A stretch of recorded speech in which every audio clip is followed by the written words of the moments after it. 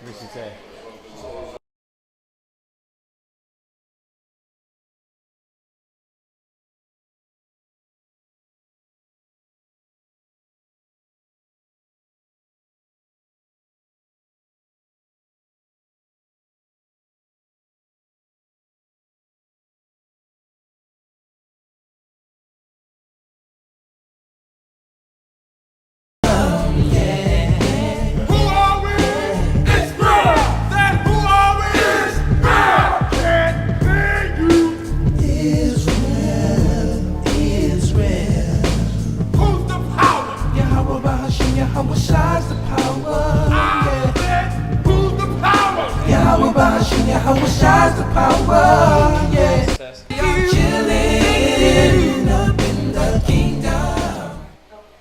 All right, Shalom Israel. Shalom. Welcome to class again with the mighty ISB God. We're going to go ahead and get class rolling. Do our little announcements real quick for the new brothers and sisters that might be tuning in. We know everybody that already tunes in with us probably knows this already, but we're doing this for the new people that don't know where we're at, who we are, how to catch classes. Where's that? Somebody keeps moving that. Is that paper? Where's that paper at right there? So, if you don't know by now, we're in a few little locations. Houston, Virginia, Rochester, San Antonio. If you want to get classes, as you see the sister, she put the classes up there, the class times. And if you're in an area that we're not in with class, hit us up, all right? Because we be moving around. So feel free to hit us up when we put our number up there. Check out Mashaba's Blog Talk Radio. I think that's still rolling, so you can check that out. Check out the old blog talks on there, different classes, different subjects. We touch on various things, various topics. All right. What else we got? Check out our different channels. All right. It's for brothers and sisters that might not know about us. Hit them with these other small channels.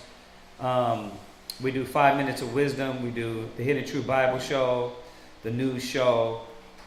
We have other venues to get out the word. So check that out.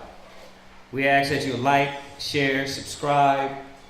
Use these as a flyer to get out everything, to get out the word, to get out what we're doing. We know there's a lot of brothers that are doing the work. We're just trying to do our part, all right? That's what me, myself, I've been trying to do for the last 30-something years. Do my part in getting the word out, all right? Let's see here. Then we got Israel wear. All right, for all you brothers and sisters online that don't have garments, you need specialty garments done. I'll tell you this: the sisters in Israel wear, they do a lot of different brothers' garments, a lot of camp garments. A lot of garments and headbands and headpieces and scarves. These sisters get down and get busy. All right, so please check us out on Israel Wear on Facebook, and then we got also Fringed Up as part of that. Fringed Up you subscribe and you get you a T-shirt, headband. You can get you a combination of those as well, different T-shirts and headbands. And look out for our new. We got something new coming to Fringed Up. I'm not going to speak on it now, but it's going to be something new and nice for Fringed Up, for brothers to partake in. All right? And then we also have Hebrew Academy. Okay? Hebrew Academy. If and when you come to class for 6 months, after 6 months, you can be part of the Hebrew Academy. And the Hebrew Academy is just a commitment that extra commitment on top of the commitment you're already committed to the Most High, that you're going to come, you're going to dedicate, you're going to be consistent, you're going to be loyal to a certain schedule, a certain quality and standard. All right? So if and when you come to class for 6 months, if you want to do that after, you can do that. Hebrew Academy. All right? And then my number, Quatazab's number, is up here. If you want to get a hold of us and you want to get some counsel or questions or anything, you can feel free to hit us up at any time. All right, and we don't get a lot of alms. We definitely do need help, so we try to do other things as well. Okay.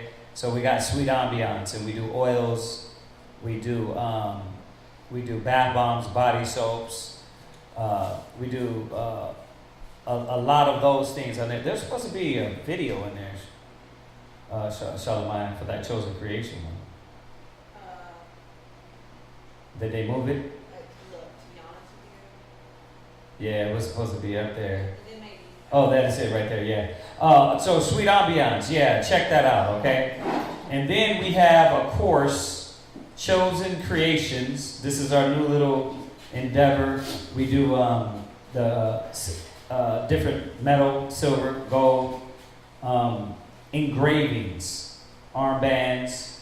We do headbands.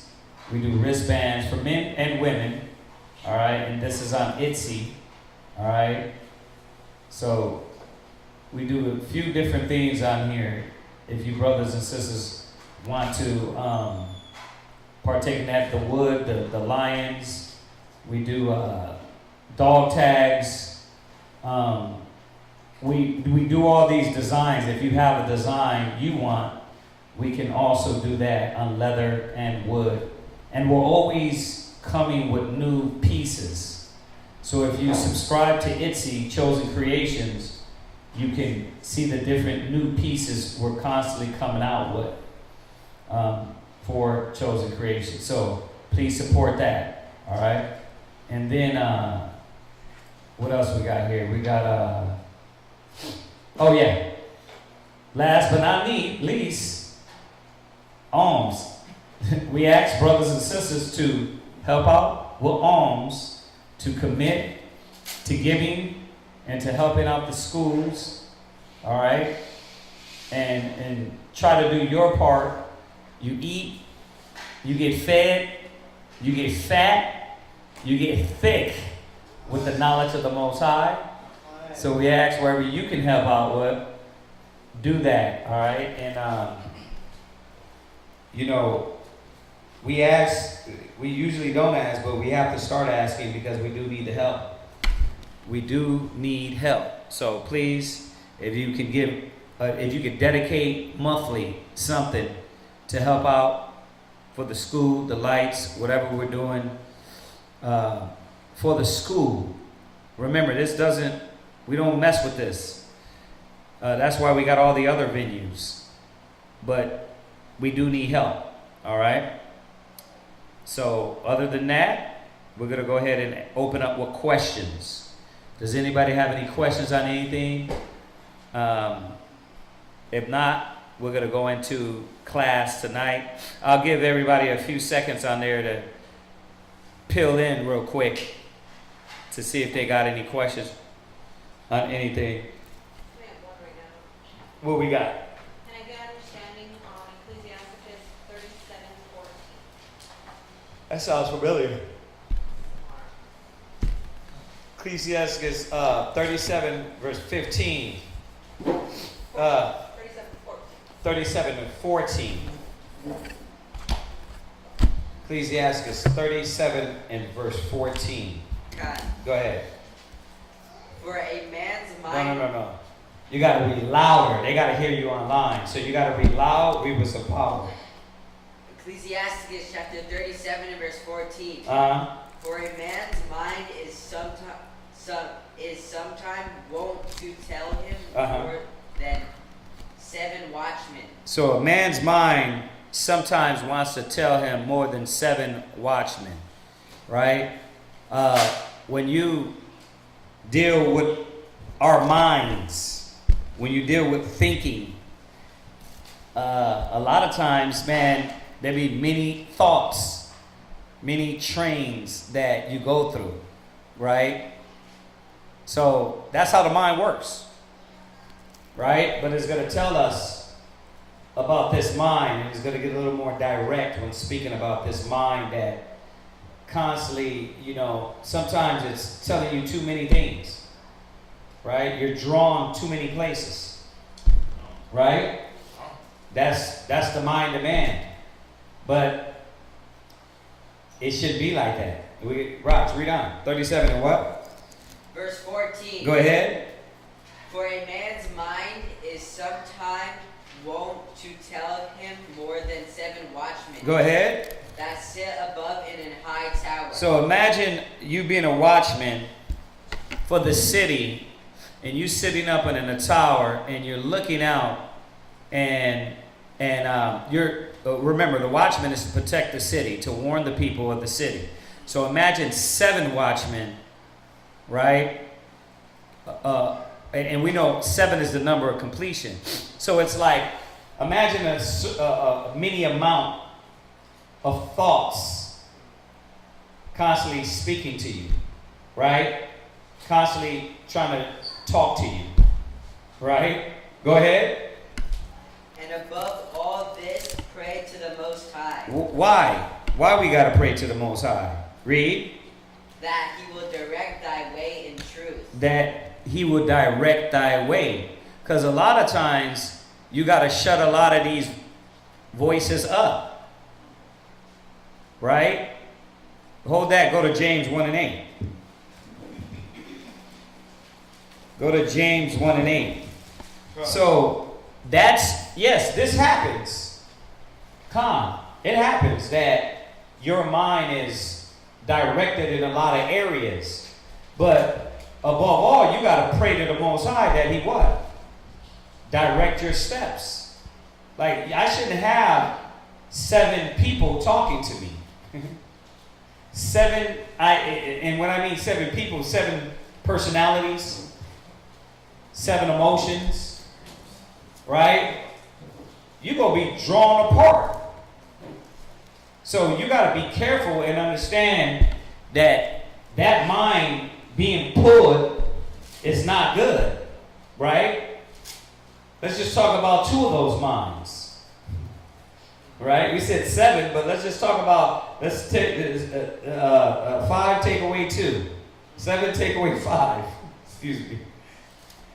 7 take away 5. Let's leave the 2 minds. Let's talk about 2 minds. Read that. James 1 and 8. James chapter 1 verse 8. Go ahead. A double-minded man. Okay. So, let's just talk about the 2-minded man. Right? Not the 7-minded man. You got to think about it. You got 7 things talking to you. Oh, you know what? He don't understand me. Oh, no, what? You know what's right. Oh, no, what? You know what? Nobody understands you. You know what? No, you know what? Listen to the scripture. You know what? Don't listen to the scripture. You know what? But you know what? See what I'm saying? See what I'm saying? Know what I'm saying? Know what I'm saying? There's always got to be one just saying that, right? He's just in the back saying, you know what I'm saying? Know what I'm saying? Know what I mean? Now that's 7. But a double-minded person, go ahead. Is unstable in all his ways. He's unstable in all his ways. So imagine 7 mind states, 7 conversations. You'll be everywhere. Right? So that's why it says what? You got to pray to the Father. Pray to the Father what? that he directs your thoughts, your steps, right? Con? Go ahead. Oh, that's it. Okay, jump back. Ecclesiasticus chapter 37 verse 16. Go ahead. Let reason go before every enterprise. So now it's telling you how, right? You got to let reason go before every enterprise. So the problem is, the reason why you got 7 people talking to you is because your reasoning is not guided by the Father. Right? That's why it says a man's mind is somewhat, some want to tell him. Sometimes it wants to talk to you like 7 watchmen. Could y'all bring us some water up here, please? That water jug and cups. You understand that? So y'all getting this, right? Yeah, so this is why we have to be careful, because 7 spirits don't supposed to be talking to you. 7 opinions don't supposed to be talking to you. 7 personalities don't supposed to be talking to you. 7 emotions don't supposed to be talking to you. That don't supposed to happen. That's why you got to direct your steps, right? Through what? How do you direct your steps? What? Counsel. Right. Through count. You got to yell when you talk. What? Counsel. Counsel. Counsel, right? Hold that. Go there. Just under direct. And it's going to go down. We're going to go down and it's going to go into that a little bit more. But just to jump over to Proverbs real quick. Just to show about directing the steps. Can't be double-minded. Right? That go to Proverbs 8 verse 14. Go ahead. Proverbs chapter 8 verse 14. Go ahead. Counsel is mine. What? Counsel is mine. Read. And sound wisdom. Stop. Sound. So a sound mind, sound decisions come right from counsel and wisdom of the Most High. Y'all see that? Sound. And y'all know what sound means, right? Yeah, what does it mean?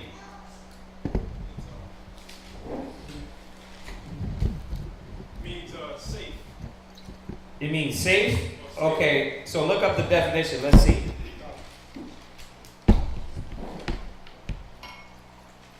Uh-huh.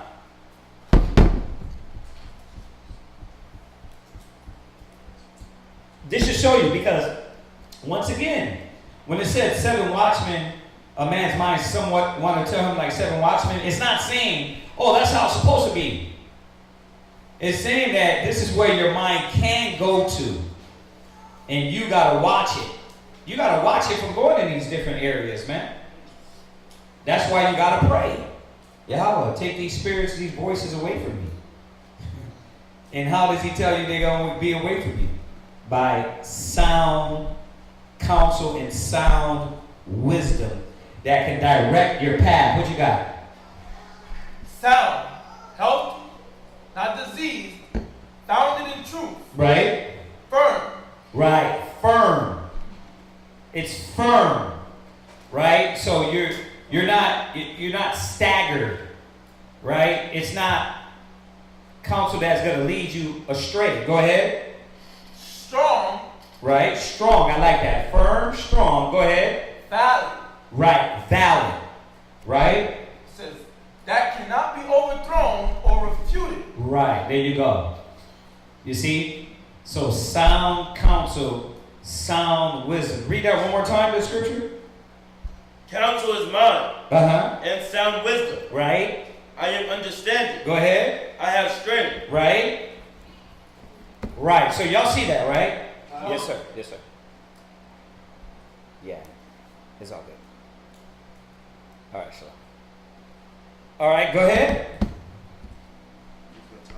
No. Oh, I'm sorry. All right. So go from there. Y'all are y'all getting this? Oh yeah. Go to Proverbs. Well, hold on a second. Let me do one more. You say something?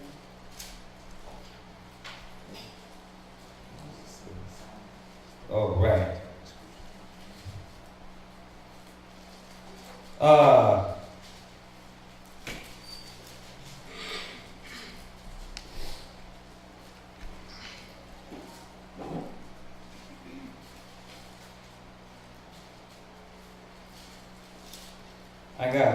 I got this other one I want to go to, but before I go there, I want to go there.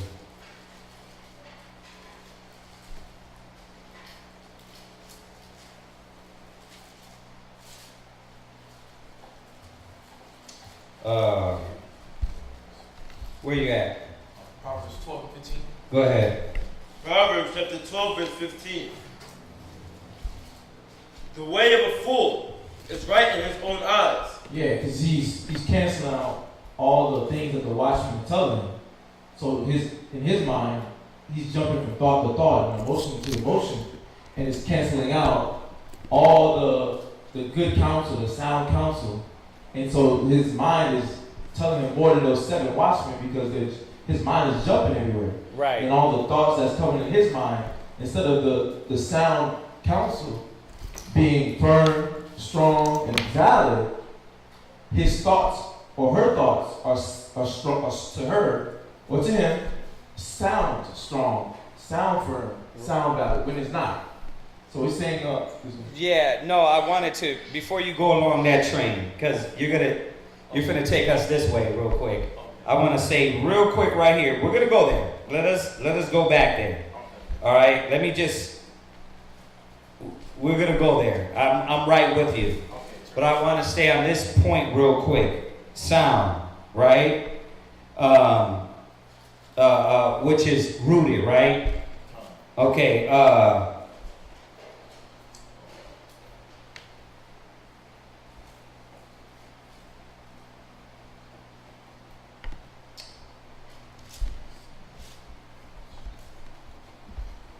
Yeah, we're gonna go right back where he's going.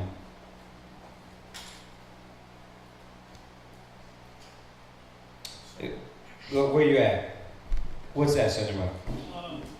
I have a scripture that's going on what you was going with. Oh, okay, where you at? Proverbs 19 and verse 21.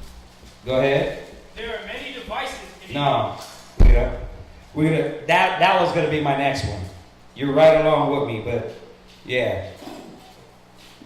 Let's just go to one we know, and I didn't really want to go here, but go to Proverbs 11 verse 14. Just about the sound counsel, sound wisdom. Go ahead, read that. Proverbs chapter 11, verse 14. Go ahead. Where no counsel is, Right. the people fall. Right. So it's about sound counsel, sound wisdom, and now you're going to make the proper decisions, right? Your brain is not going everywhere, right? This is why, we talk about this all the time, about woe to him that is left alone. When he falls, who will be there to pick him up, right? Your mind is always wanting to tell you something, but how do you know if that mindset is correct? If you don't, first of all, you don't know the scriptures, and then you don't want to communicate, right? So you're not going to know. So you got to get counsel. You got to talk. You got to communicate. Go ahead. But in the multitude of counselors, there is safety. But in the multitude of counselors, there's safety. So now I'm going to get different advice. Hey, what do you think about this, Because my mind was going in this way, right? And then that brother's supposed to give you counsel, direction from the gospel to say, well, here's what you're not considering. Here's what you might want to look at, right? Before you make your decision. See, and then you can make a good decision based off of counsel as opposed to being narrow-minded. This is how you get a better sound mind, and you understand judgment better, right? So it's alleviating all the voices and saying, okay, wait a minute. I can't listen to all these voices because these voices got me into problems before. The emotions being thrown here, the anger being thrown over there, the doubt being pulled over here. I got to shut all that down and start getting some sound wisdom, some untampered knowledge. Y'all get that? Right.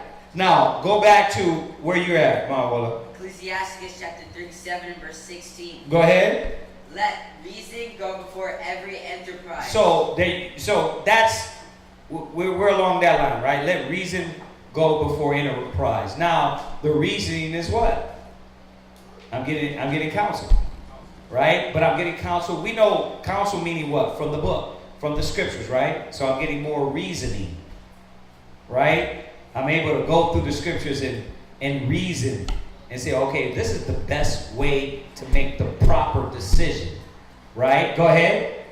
And counsel before every action. Right, and so you see that? And counsel before every action, right?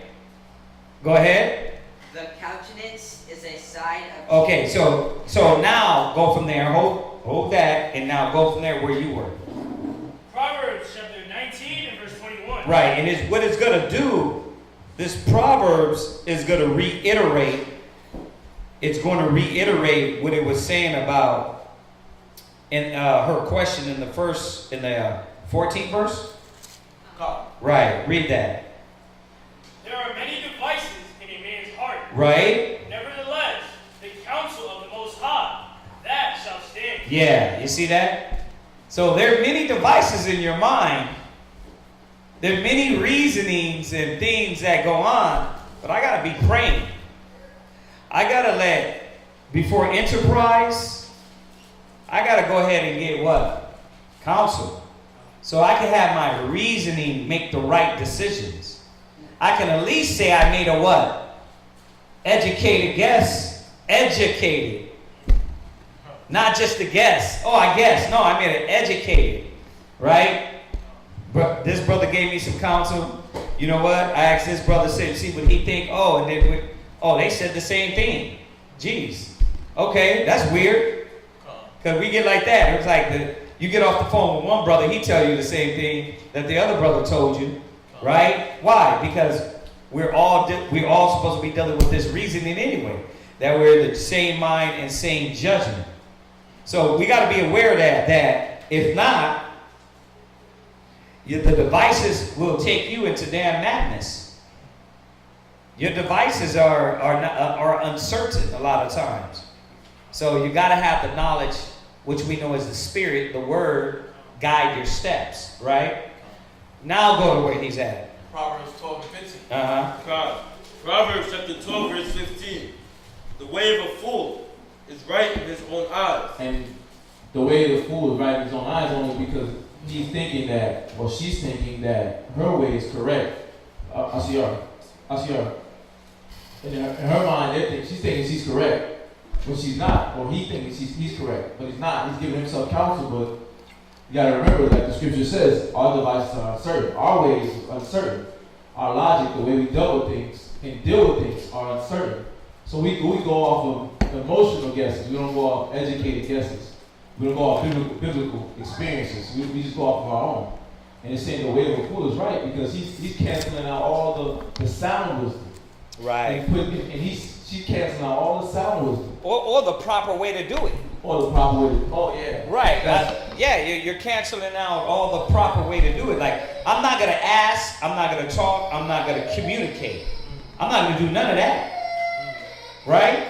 I'm canceling all of that out. So when I'm going into something, it's blinded. Right?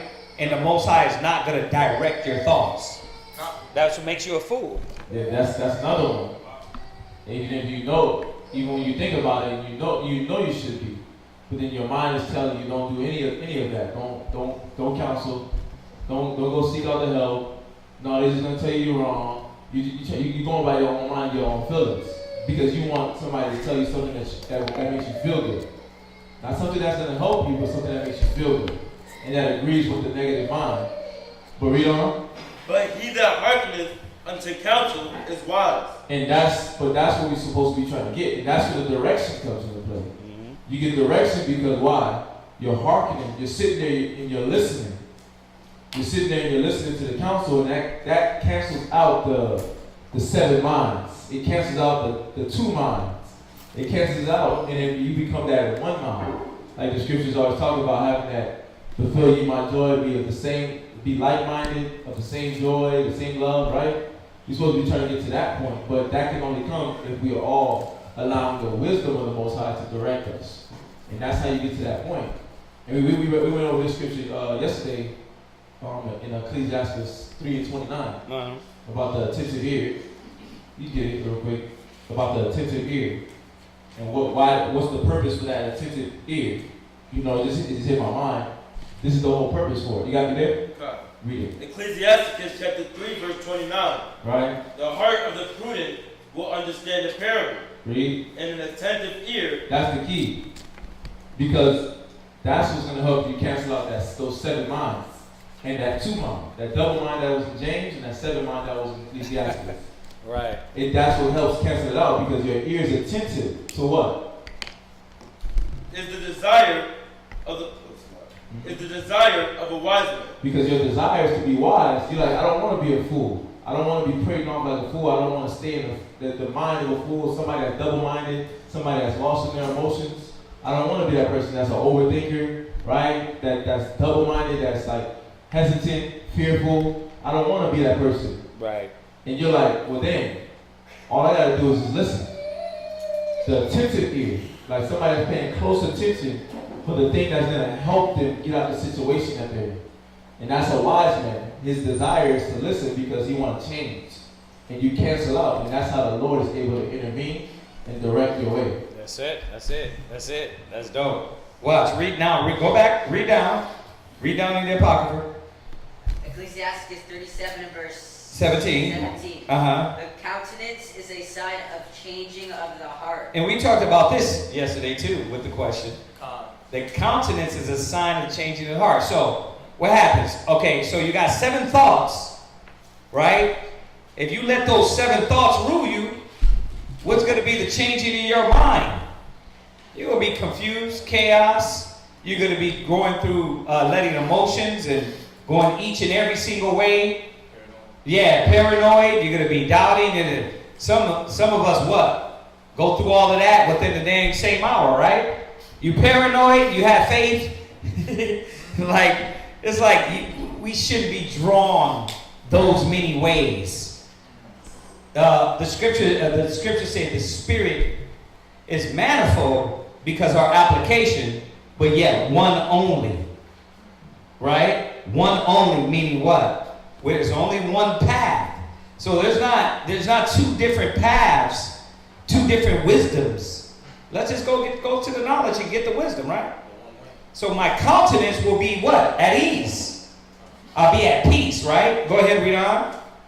For manner of things appear. Right. So now it's telling us why this is important. 4 manner of things appear. Go ahead. Good and evil. Go ahead. Life and death. Go ahead. But the tongue ruleth over them continually. Because all these things are before you.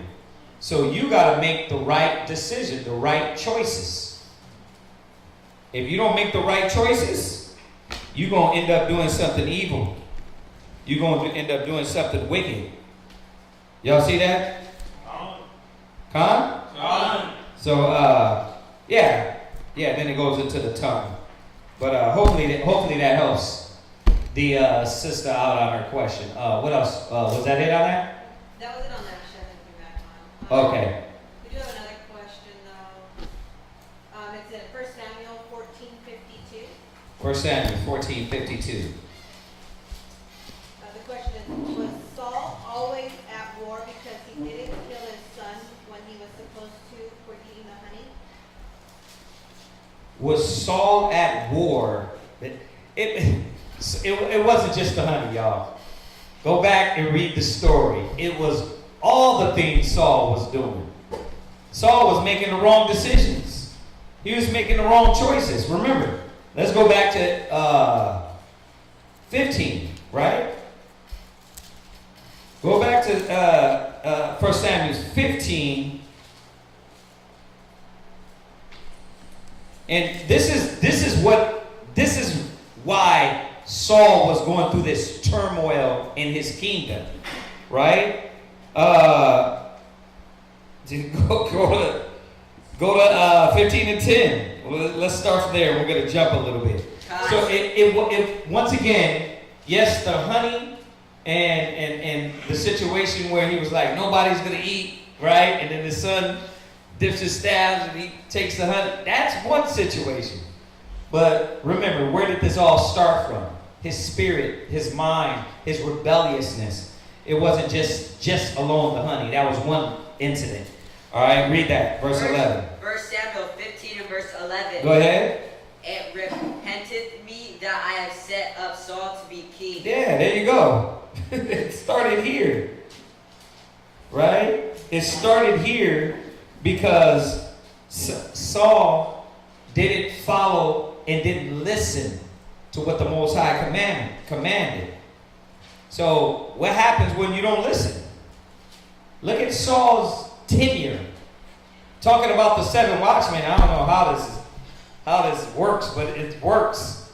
The 7 watchmen was Saul. Like his brain was going so many places because of anxiety and because of envy. He had too much anxiety and envy. Saul, right, over David. So Saul's whole kingdom was then in shambles because of his mind state, right, and how he was dealing. Most High come back and say what? He said, it repented me. Meaning what, man? Man, I'm kind of regretting you, setting you up now. Right? Go ahead. For he is turned back from following me. Go ahead. And hath not performed my commandments. And he has not performed my commandments. He has not performed the commandment. You see? And that's the problem. So I know what you're saying, but you gotta kind of look at the bigger picture. That it was not only that one incident, but it was all these things where it started with Saul. Go ahead. And it grieved Samuel. And it what? And it grieved Samuel. Go ahead. And he cried unto the Lord all night. Uh-huh. And when Samuel rose early to meet Saul in the morning, it was told Samuel, saying, Saul came to Carmel. And behold. Right, you got to read a little bit louder. Project your voice, my wallet. You gotta come out. Yeah, you can barely hear you online. Give me some paper towel, y'all. Give me some batteries. Get some paper towel real quick. Hurry up. Yeah. Give me. Hurry up. We got that. Oh, do we got them in here? Never mind. You got that?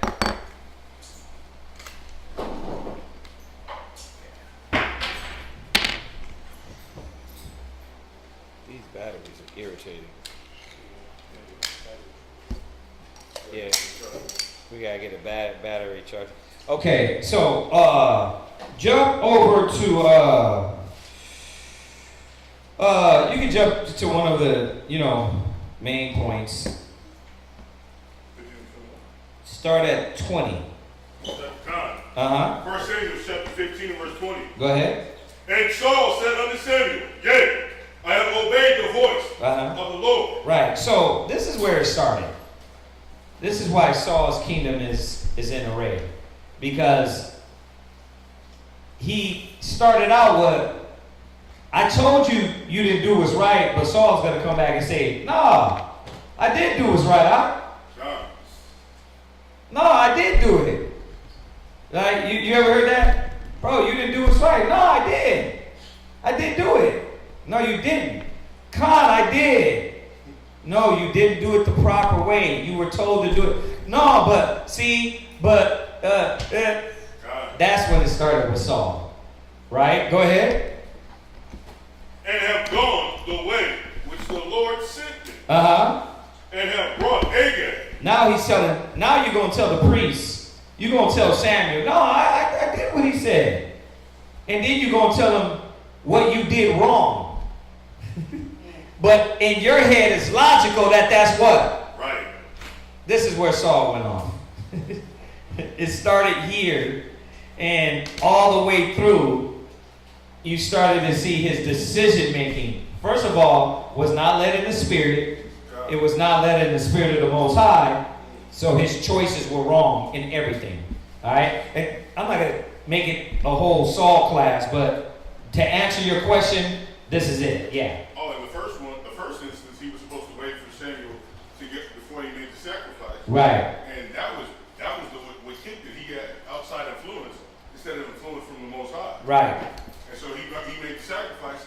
Saul showed up. Samuel showed up and was like, "Didn't I tell you to wait?" Right. Well, the people. Yeah. He just, decision after decision, he keep what? Doing his own thing instead of following the proper way. All right? So, hopefully that answers your question on the Saul. What else we got? The next question is, Uh-huh. how does a husband safely confide in his wife? Huh? Oh, that was your question. Okay, I'm sorry. So I did some studying on a virtuous woman yesterday. Okay. I was reading Proverbs 31:10, and it says, She said she was doing some studying last night for y'all online, and she was jumped over to Proverbs 31:10. Okay, go ahead, sis. it says, "Who can find a virtuous woman, for her price is far of rubies." Uh-huh. And I wanted to ask, what are things you can do to make your husband really trust you? Oh, okay, all right. What could you do to fully make him trust in you? Yeah. Well, ideally, it is Proverbs 31. Right? If you stick along these lines and do what the Most High requires, your husband, if he's a wise man, he's going to look at these characteristics and then give you that trust. Right? But your answer is exactly where you're at. Fulfilling the qualities of a Proverbs 31 woman. Right? That's, if you start from 31, I think it's 10 on down, right?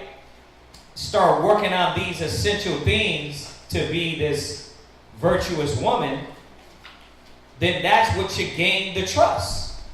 He should be looking at what you're doing and seeing your works. You know what I mean?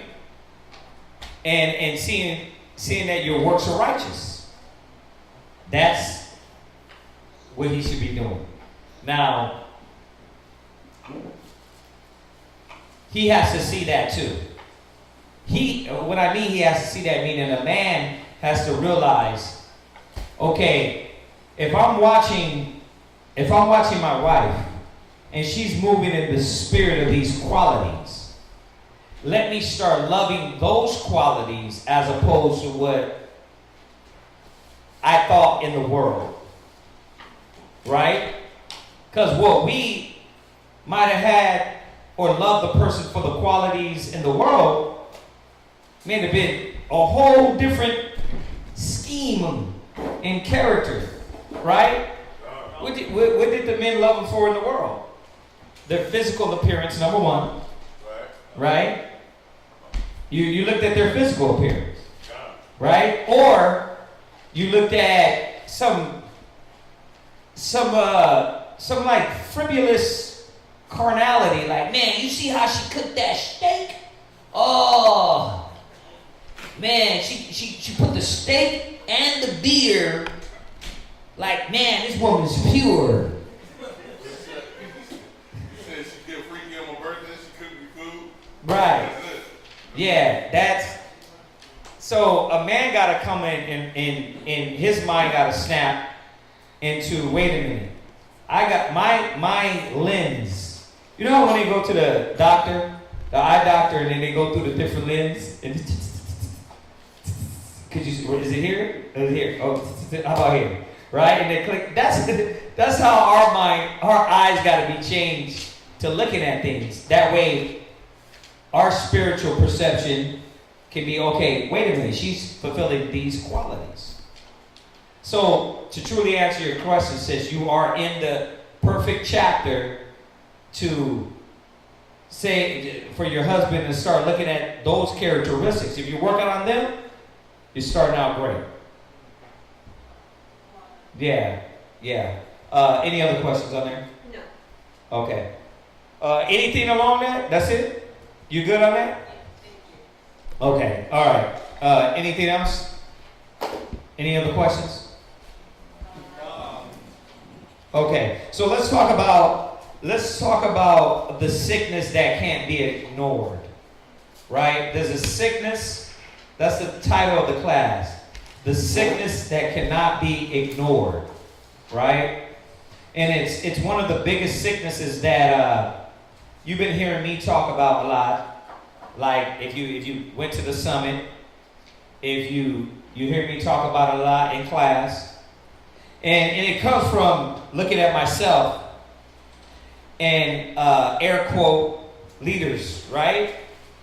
It starts with there. But this topic also comes from where you start from to where you want to be at, right? Everybody is starting from the beginner stage, but as men, you're pushing to be a leader. As women, you're pushing to be a leader and an example to the younger sisters. So it's just not just the air quote leaders now, but it's pushing you towards this leadership, right?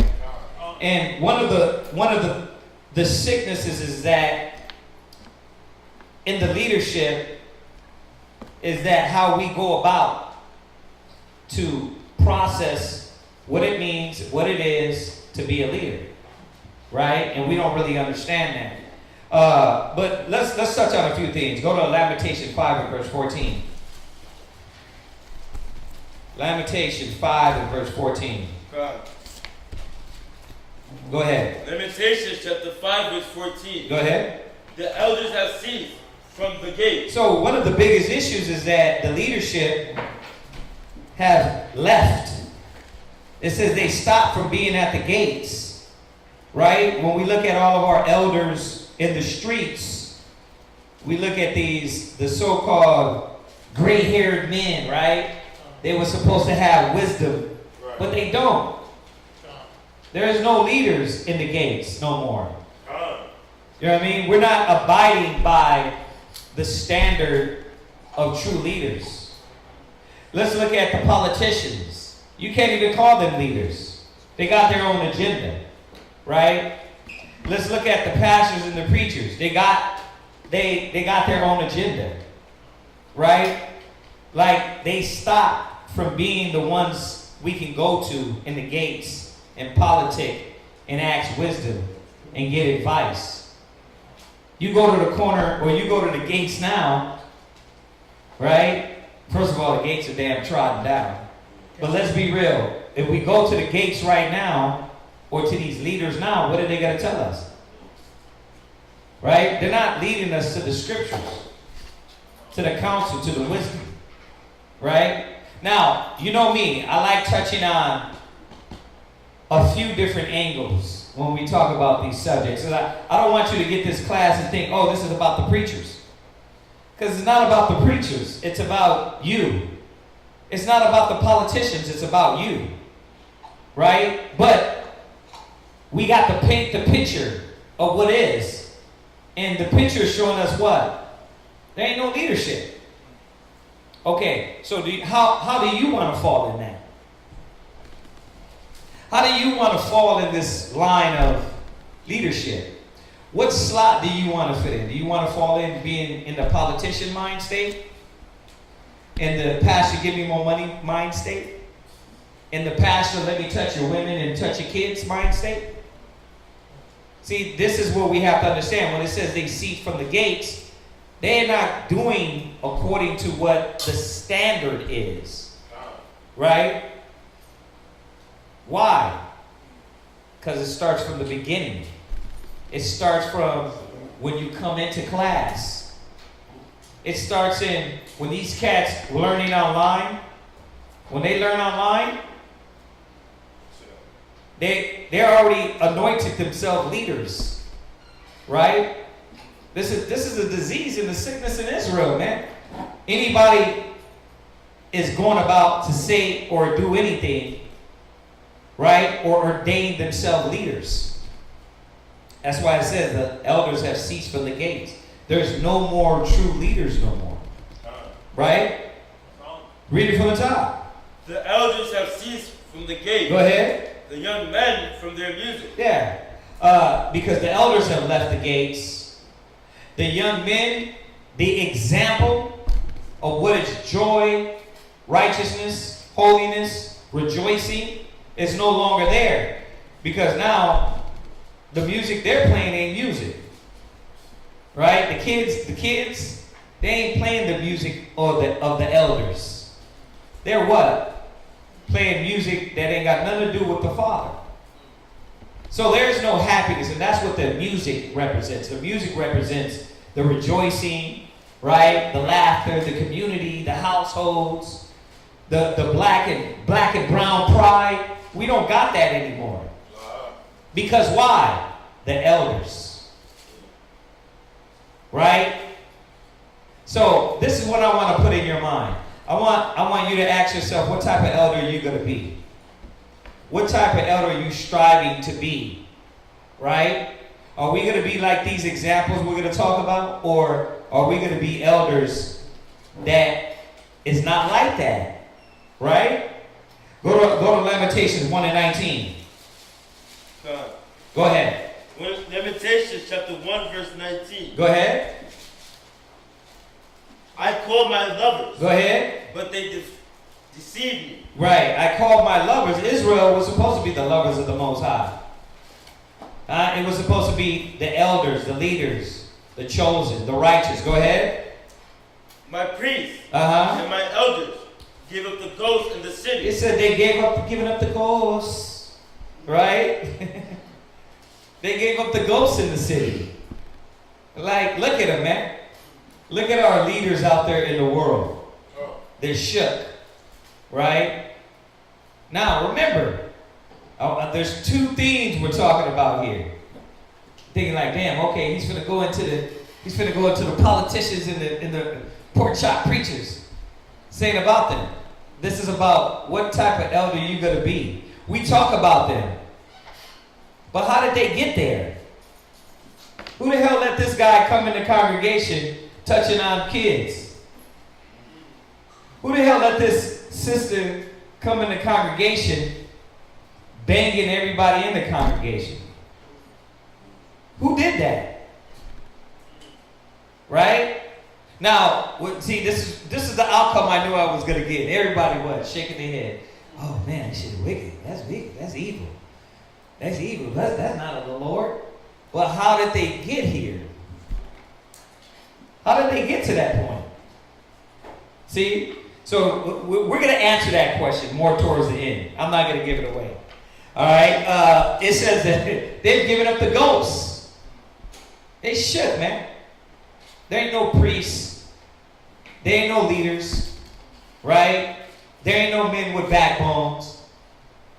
And then when we do step up and push the women and the men up to this level, they want to take a shortcut. Right? They're trying to curve the process. So remember, these elders and leaders, man, how did they get to this point? Rejecting the Most High. Rebellious. Stubborn. Stiff-necked. It said they gave up the ghost. Go ahead. While they sought their meat. While they sought their what? Their meat. While they sought their meat. Now, I didn't throw in all the other scriptures in there, right? They do it for hire, right? They do it for money. They're greedy dogs, because we've been over that. And we know that. Well, I'm more so wanting to go on the angle to show us, look at what they stopped doing. Look at what our elders stopped doing. Because they worried about their meat and their souls, they worried about themselves, they forgot about the people. And that's why our communities don't lack honor, a strength, a backbone, right? Someone's really fighting for something. Right. So, in a sense, they lost their sincerity of what they were fighting for in the position of gaining higher power. Oh, okay. So like you start with a good intention, so-called good intention. Right. You want to help the people. You want to Right. love my nation. I love him. I'm a Hebrew Israelite, but die for Israel. Right. Right. But then as you gain notoriety, you gain position, you gain this rank, that rank, this rank. Along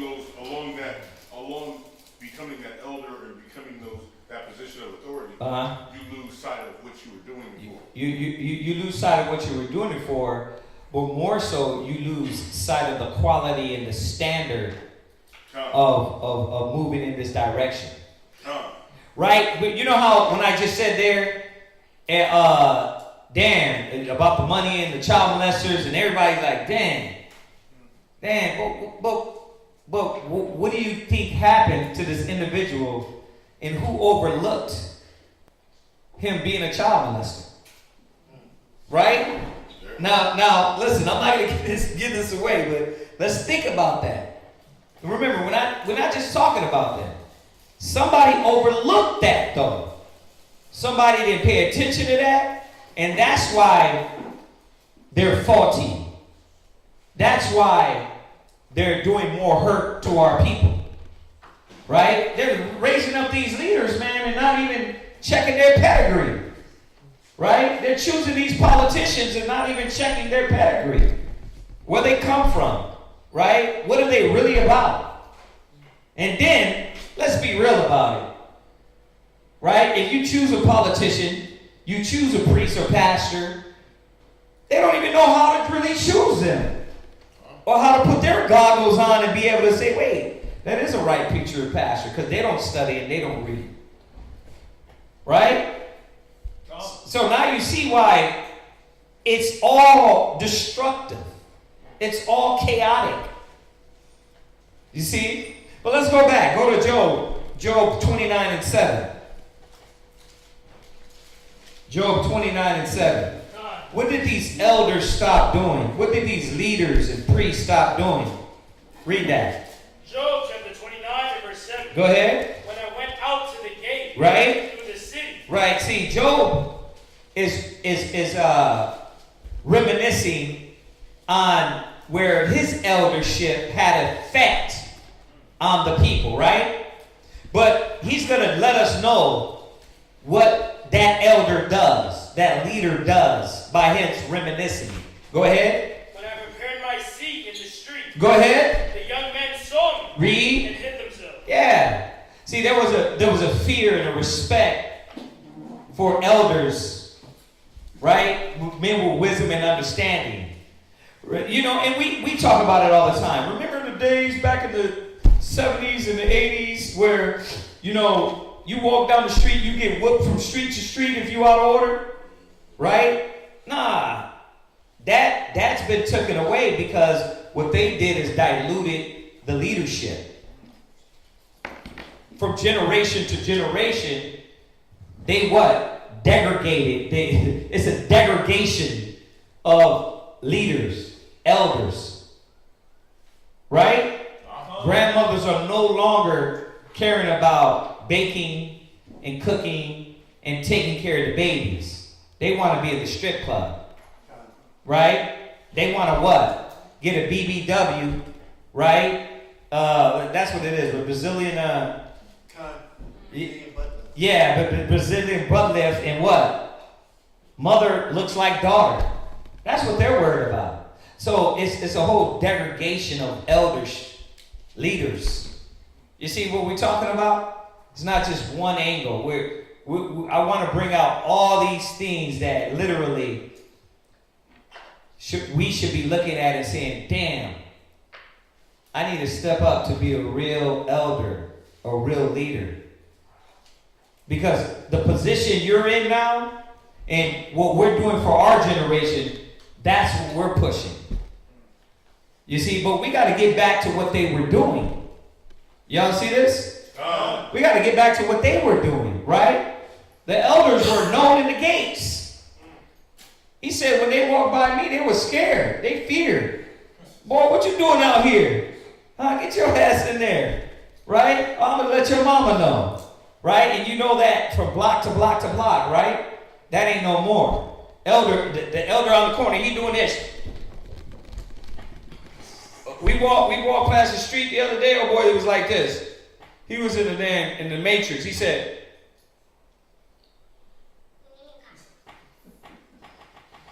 in the middle of the street. That's our elders. It's sad. I looked at that, bro, that hurt. I was like, damn, all I can think of Jeremiah, for the hurt of the daughter of my people. I'm like, I looked at that, I was like, wow. I don't think nobody seen it in the car. He was like that right in the middle of the street thing. And I was like, wow. But we look at these things, we shake our head to them like, damn, yeah, that hurts. Damn. Yeah, child molesters in the church, that hurts. Like fake and phony Hebrew Israelites, man, that hurts. Okay, if it hurts, then what are we doing about it? If it hurts, what are you doing about it? Right? Are we aspiring to true leadership the right way? Or do we want to circumvent? So we be another crappy generation. Right? So let's see what he said. Go ahead. And the Asia rose and stood up. Read. The princes refrained talking. Right. You see that? Meaning what? The elders were dropping wisdom, brother, sisters. They were moving and speaking wisdom. Right? The people were listening and hearing. Nobody wants to hear these Negroes talk no more. Nobody wants to hear our people talk. Nobody wants to learn wisdom and knowledge and understanding. It doesn't matter how many Israelite groups there are. There's still a small portion of the world. We're still a small portion of the world. Nobody wants to hear the elders speak. Right? Because they're not... Remember when there was a barbershop talk? And it actually meant something? Now, what does it mean? Nothing. Right? You can watch it on YouTube. Nothing. You see, so we got to see that from every leadership aspect, the elders have ceased from the gates. There's no one standing up. Right? Who shall stand for me against the workers of iniquity? Nobody. Then let's bring it to the Israelite faction. The Israelites, are we going to be just like everyone else? Is that what we're going to do? Right? Are we going to be the ones that are people shaking their head at us? So, it's showing us that wisdom was supposed to be coming out of his mouth. Go ahead. And they laid their hand on their mouth. It said they did what? They laid their hand on their mouth. They laid their hand on their mouth. So what did they do? They shut up. Right? Because he was doing what? He was spitting jewels. He was what? He was spitting jewels. He was speaking real Jews. Not that, you know what I'm saying? He wasn't speaking madness, talking about a rap group. He wasn't talking about when he was pistol whipping back in the 70s. Breath didn't smell like gin and juice. Yeah. Like, boy, let me tell you about my life. With a black mile in his ear. You know what I mean? Right? That's nothing. You're not talking nothing. You're not saying nothing. Right? Boys like you back in the day, you telling them how to flip crack and flip dope, flip women. Right? All you're doing is adding to the corruption and the degradation of our society, our kingdom, our people. Right? But hold that, flip that, and we're going to go over there where? 1 Peter chapter 4 and verse 11. Right, read that real quick. We just got to throw this one in here, just to show you what happened. Go ahead. God, 1 Peter chapter 4 and verse 11. You got to read loud. Come on. If any man speak, let him speak as the oracles of God. That's why they shut their mouth. They went by Job and they were like, wait a minute. You know what I mean? Hold on, don't say nothing. Let me shut my mouth because this cat's gonna drop it. I gotta hear everything. And because there's a derogation in the quality and the standard of the leaders, of a parent, of a mother, of a father, of a judge, of a priest, what happens? The kids don't even want to listen. See? Because they're watching your example. They're watching what you're doing. So, our example got to come up. Our walk has to shine brighter and brighter daily. They shut up for Job because it said what? Come on. Me? Yes. If any man minister, let him do it as of the ability which God giveth. Right. So read it from the top. If any man speak, let him what? If any man speak, let him Speak of the oracles of the Father, right? So that's what the scripture is showing us. That's why they shut up to Job. Let's go back to Job. Go ahead. Verse 10. Go ahead. The nobles held their peace. The what? The nobles held their peace. Man, this cat was moving on a whole nother level, Job. So, see, even if you go into the story of Job, he's telling you what quality and what level, what standard he was on. So the Most High to try this individual, it was a pride buster. It was a pride buster. You know what I mean? But he's letting you know, man, I used to roll out in the street, man, they would stop. They'd listen, let me hear what he got to say. They ain't doing that for us no more. They like what? Get you out of the way. Shut your mouth. Close the ears. Those are all scriptures, right? He said, they wag their head. They're like, bro, we don't want to hear that. You know what I mean? My body, my choice. That's what they screaming at us across the street. Like, what the hell does that mean, you dummy? Right? And that's what they do to us. And some of us do it too. Damn, bro. I get it, Jeez. You not done yet? Instead of requiring and wanting to hear it, they're what? Damn. Why you so long-winded? Bruh, yeah, bruh, you talk. Bro, I get it, Like, you think they did that to Job? Like, you done yet, Job? You done that, Yahushua?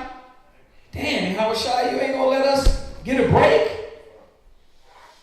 But you see the quality and the standard of the people, the elders, the body, right? And this is why in this generation it is what it is.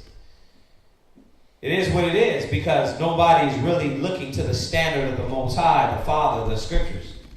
Right? Go ahead, read on. And their tongue cleaved to the roof of their mouth. What does that mean? Shocked. I ain't got nothing to say. Speechless. God. Right? I was reading in Ecclesiastes the other day. It says when the elders speak, y'all can find it. It says when the elders speak, you were supposed to hold your tongue. Y'all can find it. But go ahead, read on. When the ear heard me, right? then it blessed me. When the ear heard me, what? Then it blessed me. Yeah, man. Are they blessed politicians? Huh? You thinking, man, they saying Barakatah Yahweh, all praise to the Most High because Creflo Dollar and Joe Osteen? Right? Nah, these politicians and preachers are not stepping up because they're not abiding in the commandments, the laws of righteousness. There's only a certain elect that are. And to what level are we going to do it? Right? Go ahead. And when the eye saw me, right? it gave Right. It gave what? It gave witness to me. Right. You running from your elders now. You ain't like, man, hey, there's elder such and such, all right? Oh man, let's go sit down with him and talk to them. You ain't doing that. You're like, oh, there's Crazy Joe. This crackhead Joe. Run away from him. You're not like, damn. You know what, man? Let me get around these cats. You're like, well, look at the older brother that walks out here all the time. Y'all trying to run into school to make sure he don't just swing on you from somewhere. He's screaming at the damn air out there. He's loud, bro. Y'all probably hear him on the mic all the way in another state because the elders have ceased from the gates. All these things that we were supposed to do stopped. Read.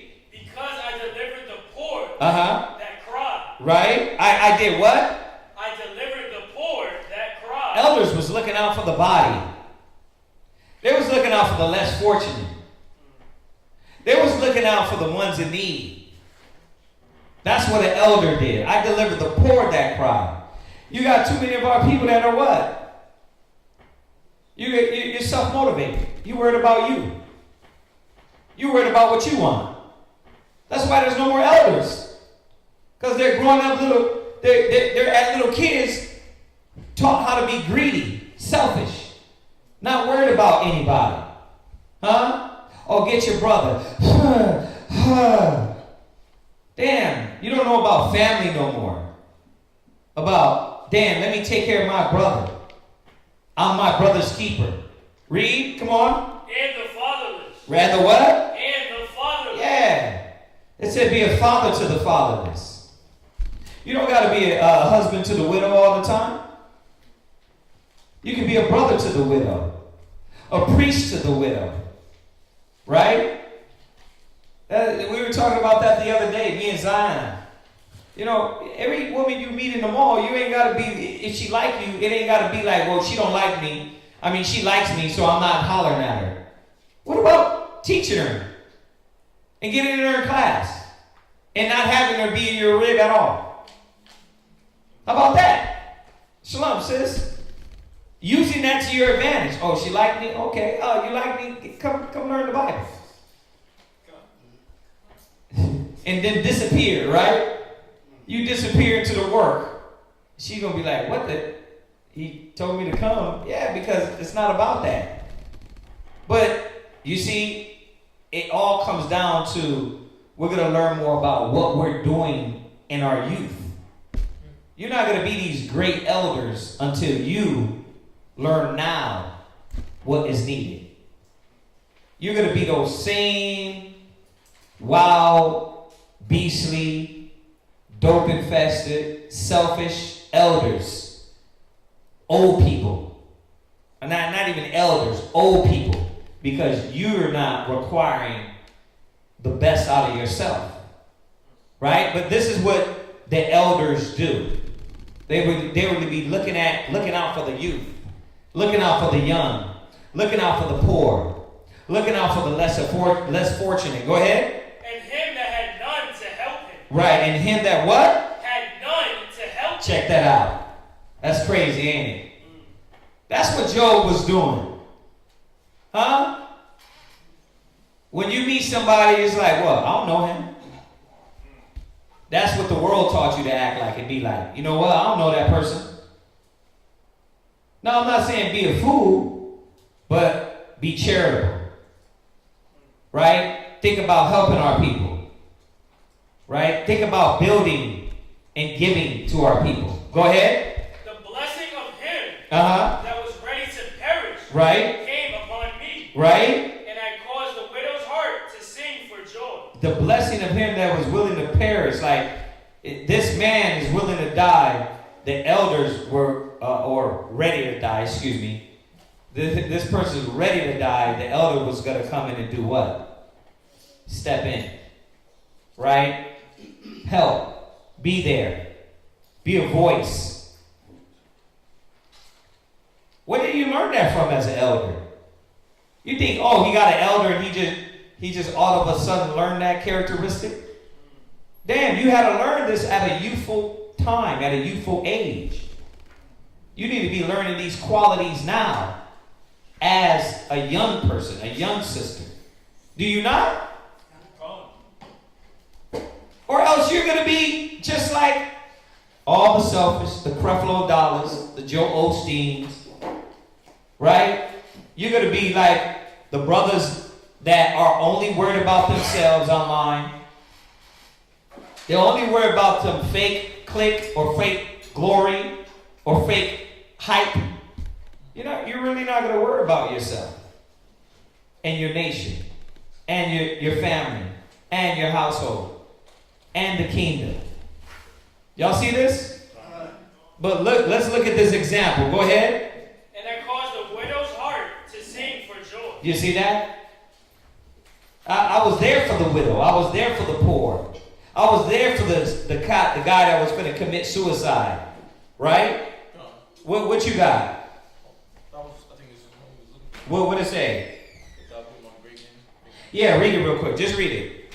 Just write it down. Go ahead. Ecclesiastes chapter 32 and verse 9. Uh-huh. If thou be among great men, right, make not thyself equal with them. Yeah, that's what it meant. They stopped the mouth. That's what it meant. They stopped the mouth. They didn't make themselves equal with Job. Go ahead. And when ancient men are in place, right, use not many words. Yeah, meaning what did they do? They listened. That's what it said, right? God? That's what it said. That was what? Ecclesiastes chapter 32 and verse 9. Ecclesiastes 32 and 9. What? Also had 7 and 8. Yeah, they can go to 7 and 8 too. 7 and 14. Ecclesiastes what? 7 and 14. 32 and what? Verse 9. 32 and 9.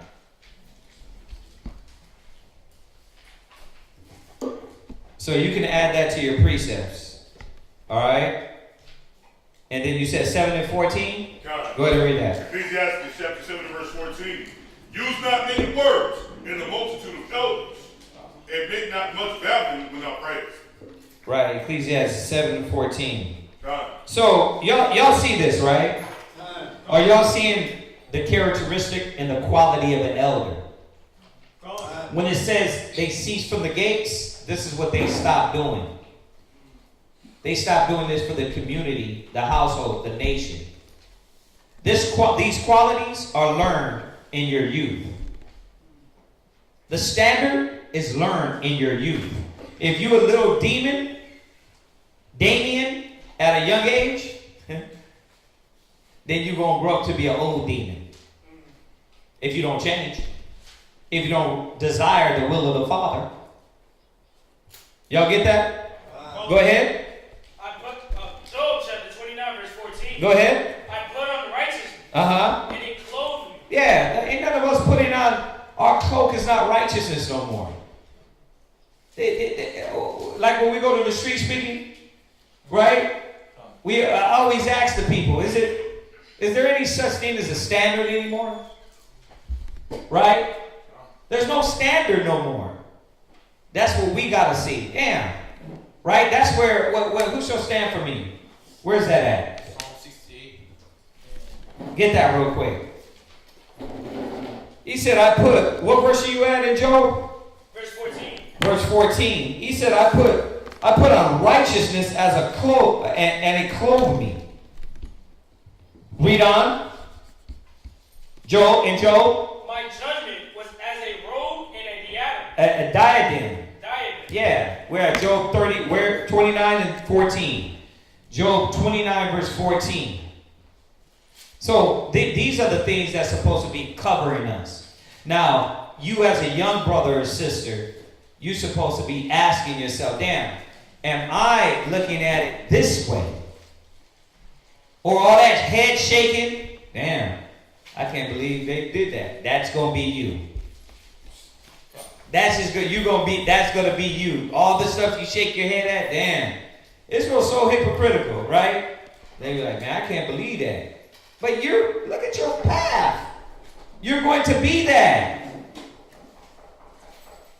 So we got to understand, man, what we got to be striving for. Come on, read on.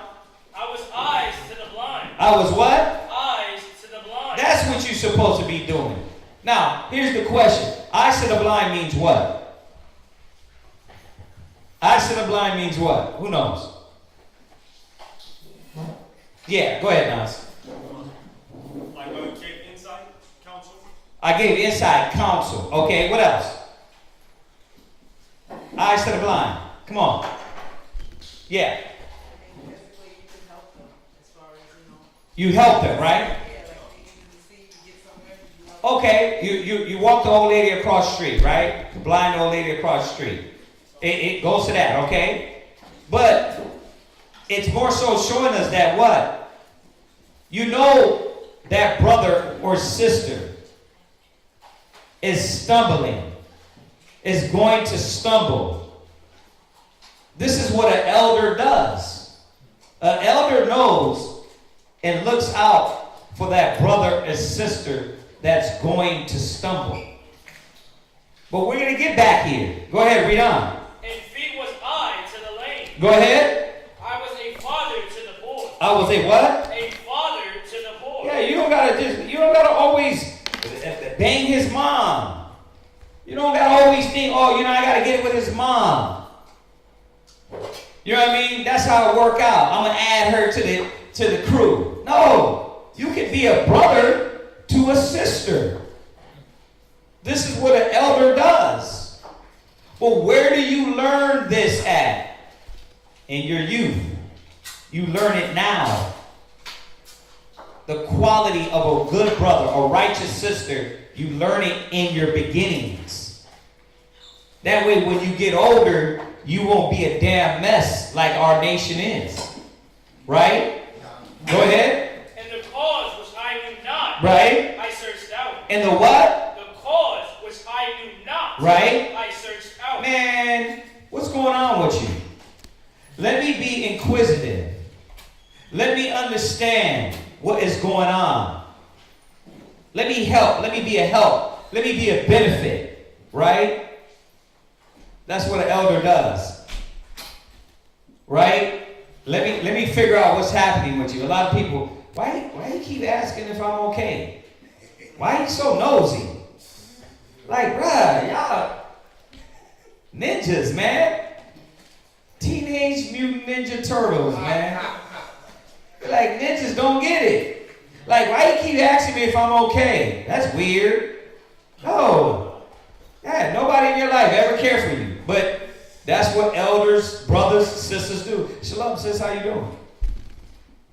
Why she want to know? Okay, if we ignore you, which one do you want? You want us to ignore you or want us to ask what's going on with you?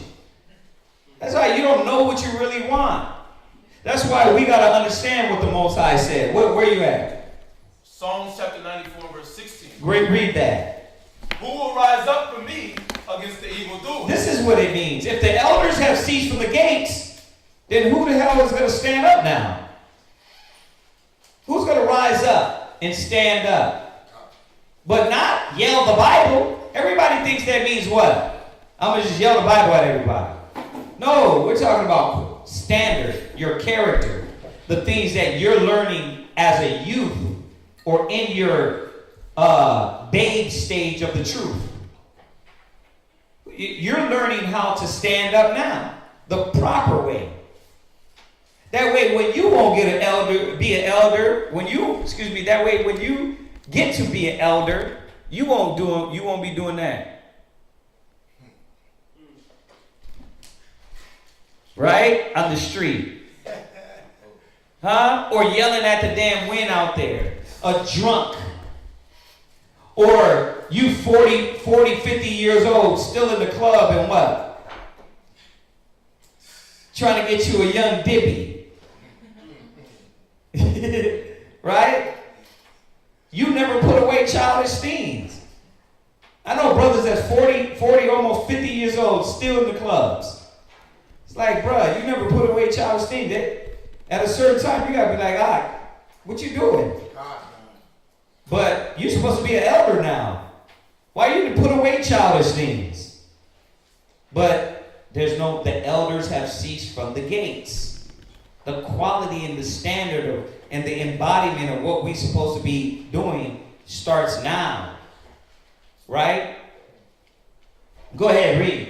Job 30 and verse 17. No, finish on. Or who will stand up for me against the workers of iniquity? Yeah, who's going to do that? Oh, I am. I'm going to just swing scriptures. Right, but you got to swing them at you first, brother. You got to sling them at you first. Jump back to Job. Job chapter 30 verse 17. Go ahead. And I break the jaws of the wicked. He what? I break the jaws of the wicked. Go ahead. And pluck the spoil out of his teeth. Yeah, the Most High. The elders were the defenders. The elders were going to stand for their people. That's right. We don't have no more of that. Y'all understand that? No. And it's up to us to rise up. It's up to us to fight for quality within yourself. Go to 1 Maccabees 14 and 9. 1 Maccabees 14 and 9. Read. 1 Maccabees chapter 14, verse 9. Uh-huh. The ancient men sat all in the streets, Right? communing together of good things. No. They were smoking blunts together in the streets. Communing together of good things. Right. No, they all had black and mild breath and 40 ounce breath. Communing together of good things. It says they were the elders were in the streets. What? This is what it meant by when Job said they stopped their mouth. This is what it meant by the elders were in the gates. Right? They were communing the good things, the leadership. And all those things they stood for. You see what Job laid down? All those things he stood for as an elder. Right? That's what they were dealing with. But let me not jump. Read it one more time. The ancient men sat all in the street. Read. Communing together of good things. And who was there? Go ahead. And the young men put on glorious and warlike apparel. Yeah, that's what it meant, the music. Who was around? The young men. Right? Getting the wisdom, knowledge, and understanding. Right? Because they were going to, it had to be taught to them first. Those young men. Like you hear me always say on the street speaking, it's up to the men to know how to treat the young black, Hispanic, Native American woman. Why do you think the women are the way they are? That's because of the black man all the way down. Right? Lil Wayne told them blunts, 40s and black and mild breath, and what? Tattoos and what? All you got is what? Clones. And they want to follow the man. See, the elders have ceased. There's no more real leaders, man. Go to Isaiah 5 and 13. Go to Isaiah 5 verse 13. God. Come on. Isaiah chapter 5 and verse 13. Go ahead. Therefore, my people are gone into captivity. And that's why we're in the conditions we're in. We're in captivity because, man, nobody's standing for righteousness, the will of the Father. Nobody's standing up for what our nation needs, the commitment, the dedication, the requirement, the high requirement. Huh? Nobody's standing up. So we in what? We're slaves. You listening, the wisdom you're getting is for getting from damn YouTube, from some Edomite, some politician, right? Some whack pastor that don't even teach you the law. Right? That's why we're in captivity. You're in a slave mind. Go ahead. Because they have no knowledge. Go ahead. And their honorable men are famished. There it is. The only thing you see our elders now is thirst. Huh? They're famished. They're so famished, their thirst is showing through their face. Right? They just worried about what? What the sister told me the other day? Oh, China, you said the guy came up, man. He was like, look. What did he tell you? I need a woman, right? He needed a woman.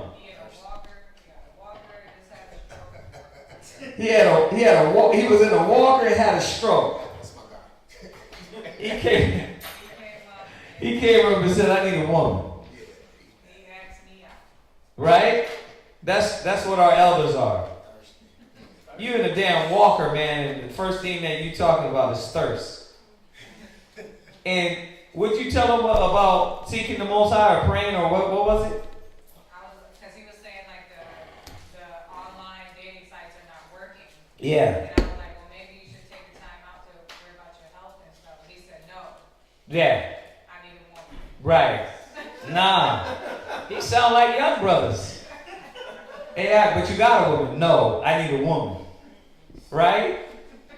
Take care of your health. Seek the Father. No. That's what the elders are doing. They're thirsty. They're dried up. They're famished for the spiritual water, right? That will lead our people, our nation in the right way. Right? What's that, Ak? And then on the other side, for the sisters, what I see a lot what I see often and more now with these older sisters that have grandkids. Yeah. Don't call me grandma. That's not a badge of honor anymore. No, I'm still out here in the street. I'm still Yeah. clubbing. So they got to remix it, call me G-Ma or call me by my first name. Right? They don't want to be that elder like the Titus, like what it says in Titus, the elders supposed to teach the younger. Mm-hmm. They're not doing that. They out there clubbing with the younger. Right. They're not teaching them anything. I see now World Star, two Judite princesses. I told myself I'm gonna watch my lingo. Two Judite sisters, out of order, dancing, mother and daughter, right?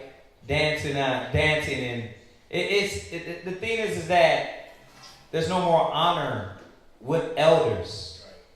But now let's bring it back around. Where are we at? Where are we at? What are we doing? We're shaking the head at all this, right? We're like, oh, Kazakh, oh, this is crazy. Right? But where are you at? Where are you at along this path that's going to lead you to this eldership?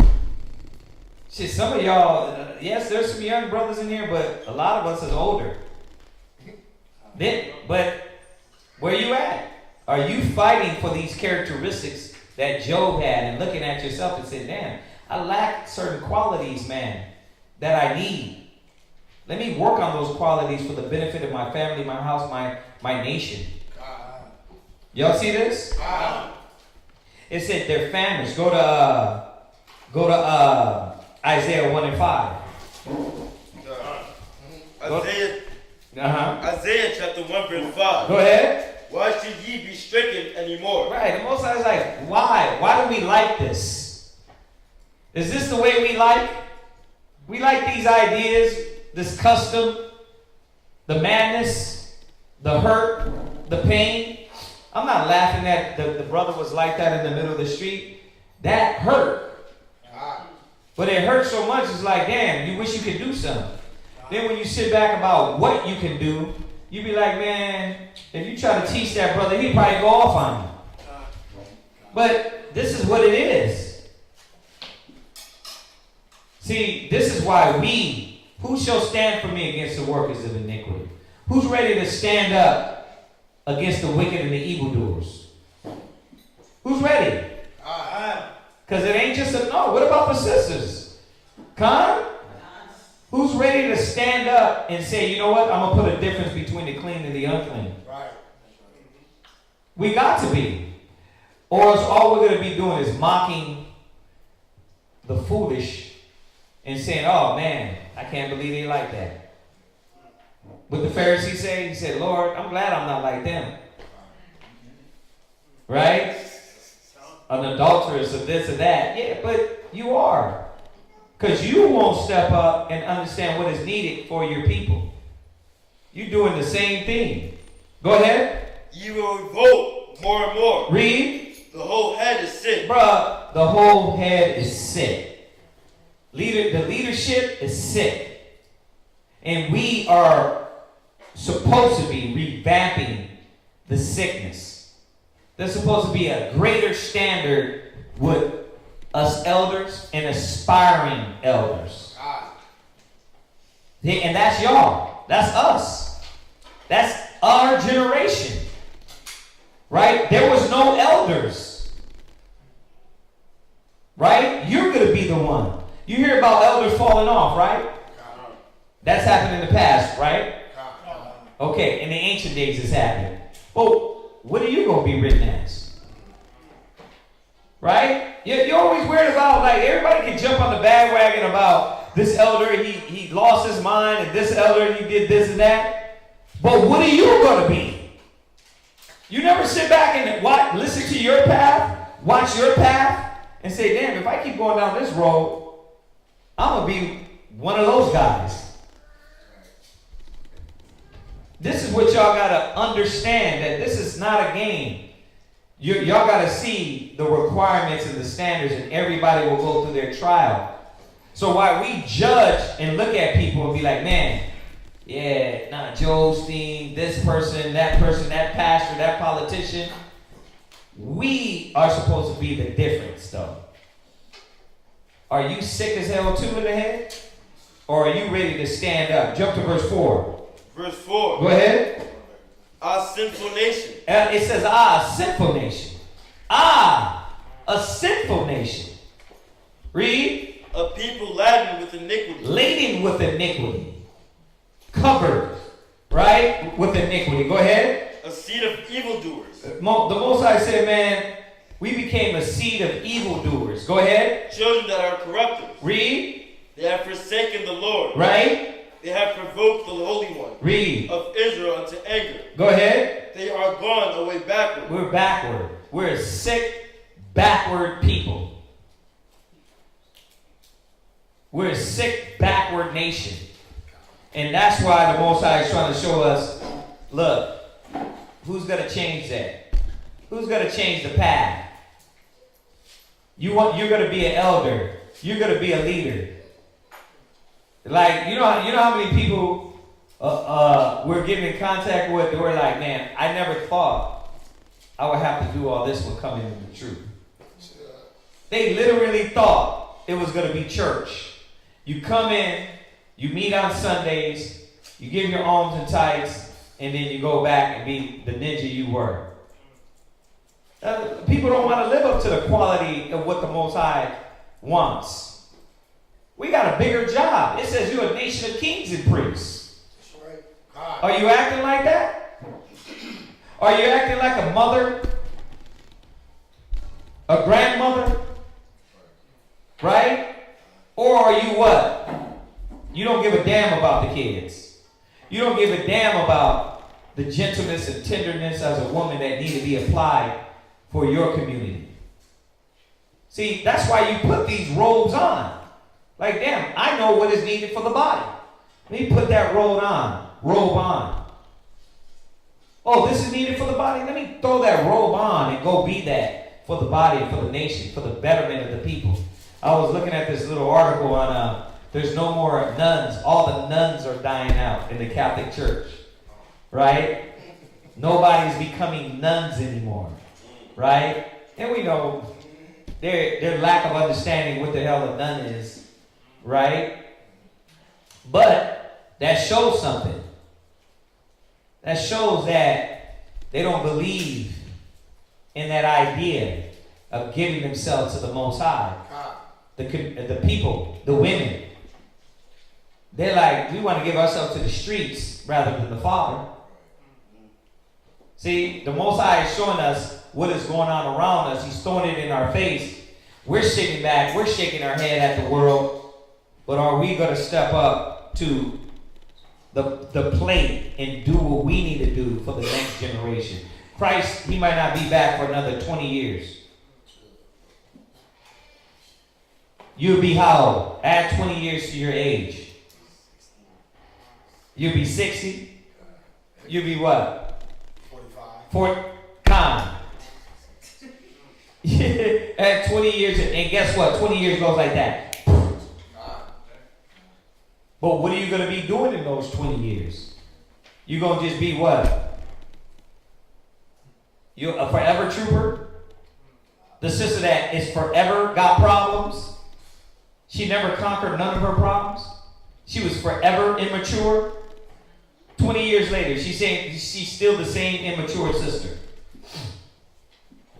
Y'all gotta think about this. Like, y'all sit back and think and meditate. The Most High wants us to. Go to Isaiah 59 and 14. Isaiah 59 and 14. Go ahead. Isaiah chapter 59, verse 14. Go ahead. And judgment is turned away backward. There ain't no more judgment. Who is gonna do it? It's supposed to be you. It's supposed to be, this is what you're supposed to be learning. Right? This is what you're supposed to be learning. So what's the title? What did I title the class? What? The sickness that cannot be ignored, right? Well, what is the sickness?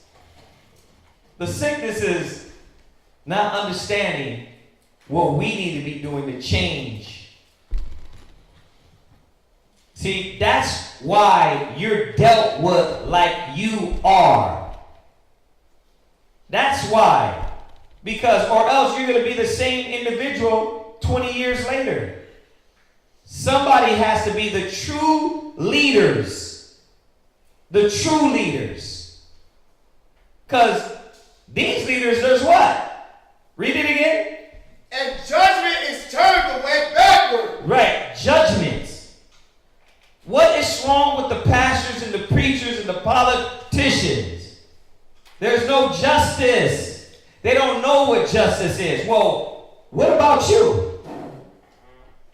Do you know what is proper justice and what properly needs to be laid out for the nation to bring them up to a high standard? That's right. So we shake our head at them. Right? We trip out on them. Yeah, they're wicked, huh? Pastors, the homosexual pastors, wicked as hell. But what happened? How did that pastor pray on the church? No justice. No justice in the church.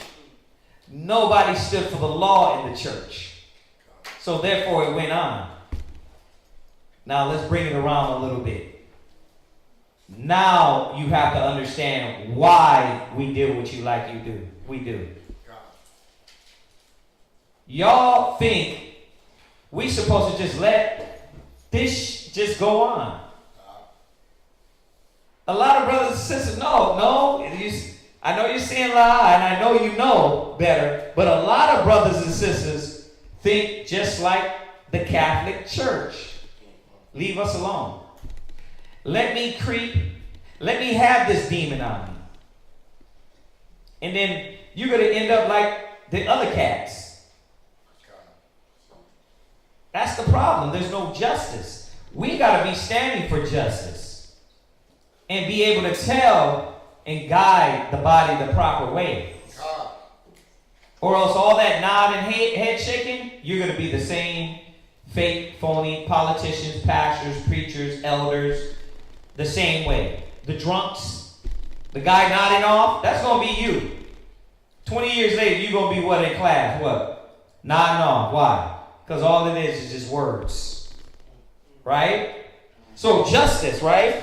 Go ahead. And judgment, right, is turned away backward. Yeah, you get mad because when we apply judgment to you. No, sis, this is the proper way to do it. Well, you're picking on me. What do you want? Do you not want to be told? Do you not want to be led? That's why I said everybody, I knew everybody was going to do it. We talk about the pastors and the preachers and they shake their head. Yeah, child molestation, that's wrong. Well, you molest a child. With your demonic attitude, you take that right home and what? You show your daughters and your sons how to be demons. Right? You show your daughters and your sons how to be demons because you don't want to follow a standard. You don't want to be corrected and shown. So you want us to what? Turn away judgment. Turn away justice. Right? Go ahead. And justice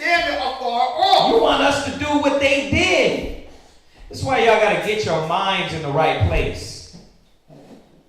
This sickness can't be avoided. It's already been avoided so much that it hurt, it destroyed our nation. The damn sick as hell out there, bro. The whole head is sick. The whole head is sick. We can't ignore it anymore. Who shall stand for me against the workers of iniquity?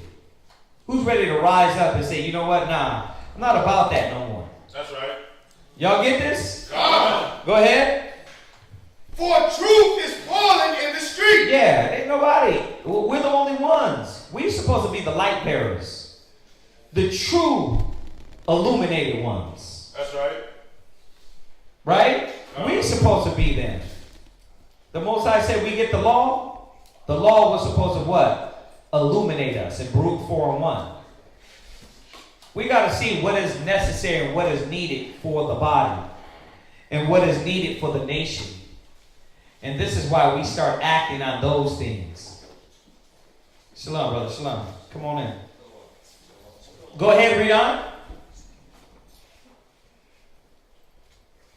For truth is falling in the street. For what? For truth is falling in the street. There you go. That's why we're doing what we're doing. And this is what y'all got to realize is that, remember, everything we're doing is because there's nobody else that's going to do it.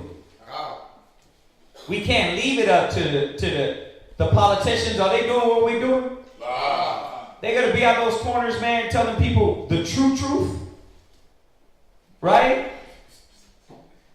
Are they going to be telling the communities in the nation what's needed for them to really get their mind right, communities right, and nation right? Hell no. The politicians, the churches, they got their agenda. We can't have an agenda. The agenda got to be the word of the Most High. That's right. That's what's going to bring us closer to the Father. But it starts among us when we're in this small condition, in these little moments define you and what you're going to be as you get older. Are you going to be these faulty, corrupt elders? Faulty, corrupt politicians. And I believe in the Most High, but what? I'm doing things the wrong way. That's why y'all cannot hate correction. You cannot hate true judgment and righteousness. Because all that head shaking would just be you. You'll be corrupted. Read on. Where we at? Isaiah chapter 59 verse 14. Isaiah 59 and 14. You're going to read, go down to verse, 15. Go ahead. And equity cannot enter. You're right. It says an equity cannot enter. Right? And there ain't no true judgment. They don't even know how to, true equity. Remember the things that the elders were going to stand to in Job? Right? They don't even know how to deal with equity when it comes to these situations. The poor, the blind, the deaf, the dumb, the less fortunate. I was watching a little something on the way up here about how that the Democrats made them, they didn't get something passed in the House, right? Or the Republicans didn't get something passed. So what they did is they said do spite unto the Democrats. They was like, okay, well, we're not going to put this bill through on the veterans getting the ones that were affected by the smoke or some smoke in the war or whatever that builds cancer. They were like, we're not going to push that through just to spite y'all. This is what America is. And Jon Stewart was talking about it. He was on their news and just pissed off and like, I can't believe it. This is what America is because they don't have the Most High guiding them. Right. They don't have the laws, statutes, and commandments. But okay, so where do we sit? Are we going to be the ones yelling about it? Yelling? Shaking our head? Or actually noticing the character defects in us that make us like them? That's what Israel don't get. Like, you're just going to turn out just like them if you don't check yourself and receive the correction and the righteousness that you need in you. Everybody want to shake their head until it's time to show out and show up, right? Go ahead. Verse 15. Go ahead. Yea, truth faileth. That's why truth faileth. Because nobody's standing up for true justice and righteousness. Remember, we were supposed to be the ones. We're supposed to be the ones. We're supposed to bring balance to the force, right? We're supposed to stay away from the dark side and show we're children of the light, right? It's on us. Go ahead. And he that departed from evil. What? He that what? And he that departed from evil. We're supposed to be the ones departing from evil. We're supposed to be the ones making it plain and cut like, nah, we're not about that life. Right. But why when you come in the congregation and you do get corrected, you act like what? You're not here for light. But I thought you were here for that. To show you're departing from evil. This is why y'all got to appreciate the cleansing process. Appreciate righteousness. Because I don't want to be like these other people that I'm always shaking my head at. You know what I mean? I got to make sure I'm perfecting and getting righteous and pure in the eyes of the Father. And peeling off all that dirt off of me. And hopefully when the Father sees me, I'm not like that. Right? Go ahead. And he that departed from evil maketh himself a prey. Right. Everybody else is a prey. Right? The ones that depart from negative, the pride, the lies, the corruption. We're the ones that what? Get spit on, abused, denied. That's us. Because we're departing from evil. But how are you departing from evil but yet want to be part of it? It just doesn't make sense. You came to the truth to change, to put off the old man and put on the new and be renewed in the spirit of your mind. You came to the truth for that. Or did you? Or did you not? You see what this question and this idea poses? It should be getting you to look at yourself and say, damn, am I exactly like the Joel Osteens and all these other cats? Am I like them? Because at some point they thought there was what? True believers, right? They thought there was righteous and pure, right? Followers of the Lord Yeshua, right? But they didn't even know that they're not even following the laws and commandments of the Most High. They're not following the laws and commandments of the Most High. So no, they're a long way from that. You see? Okay, but where are we at? Are we closer? Quick. What? It was a trick question. We supposed to be, right? That's why it says this. Jump over to Isaiah. Y'all know this, 9 and 16. Go ahead. Isaiah chapter 9 verse 16. Go ahead. For the leaders of this people cause them to err. So how you, as an aspiring leader, how are you not going to become what you hate? How are you not going to become what you hate and what you shake your head at and what you talk about a lot? Right? It means that you have to really aspire to please the Father and not yourself. That's the only way. Or else we're going to be in this slot of what? Oh, you causing the people to err too. They're doing it, but are you going to do it too? And how do you get to that point? When you become, go ahead. You get to that point by just going off the title of the class, ignoring the sickness, by not wanting to go through that process. Right. That's going to remove the sickness, that's going to heal us. Exactly. That's going to purge out the old N-words that's still in us. Exactly. So that we not those people that sit on the podium, Yeah. but then our mind, like you said it one time, how many of y'all are still praying with negative thoughts? Mm-hmm. Like, yeah. You got demons on you, but you still what? You're letting those demons sit there. Why are you supposed to be seeking the Father instead of running those demons away? Right? It said the leaders called them to err. Go ahead. And they that are led of them are destroyed. Why?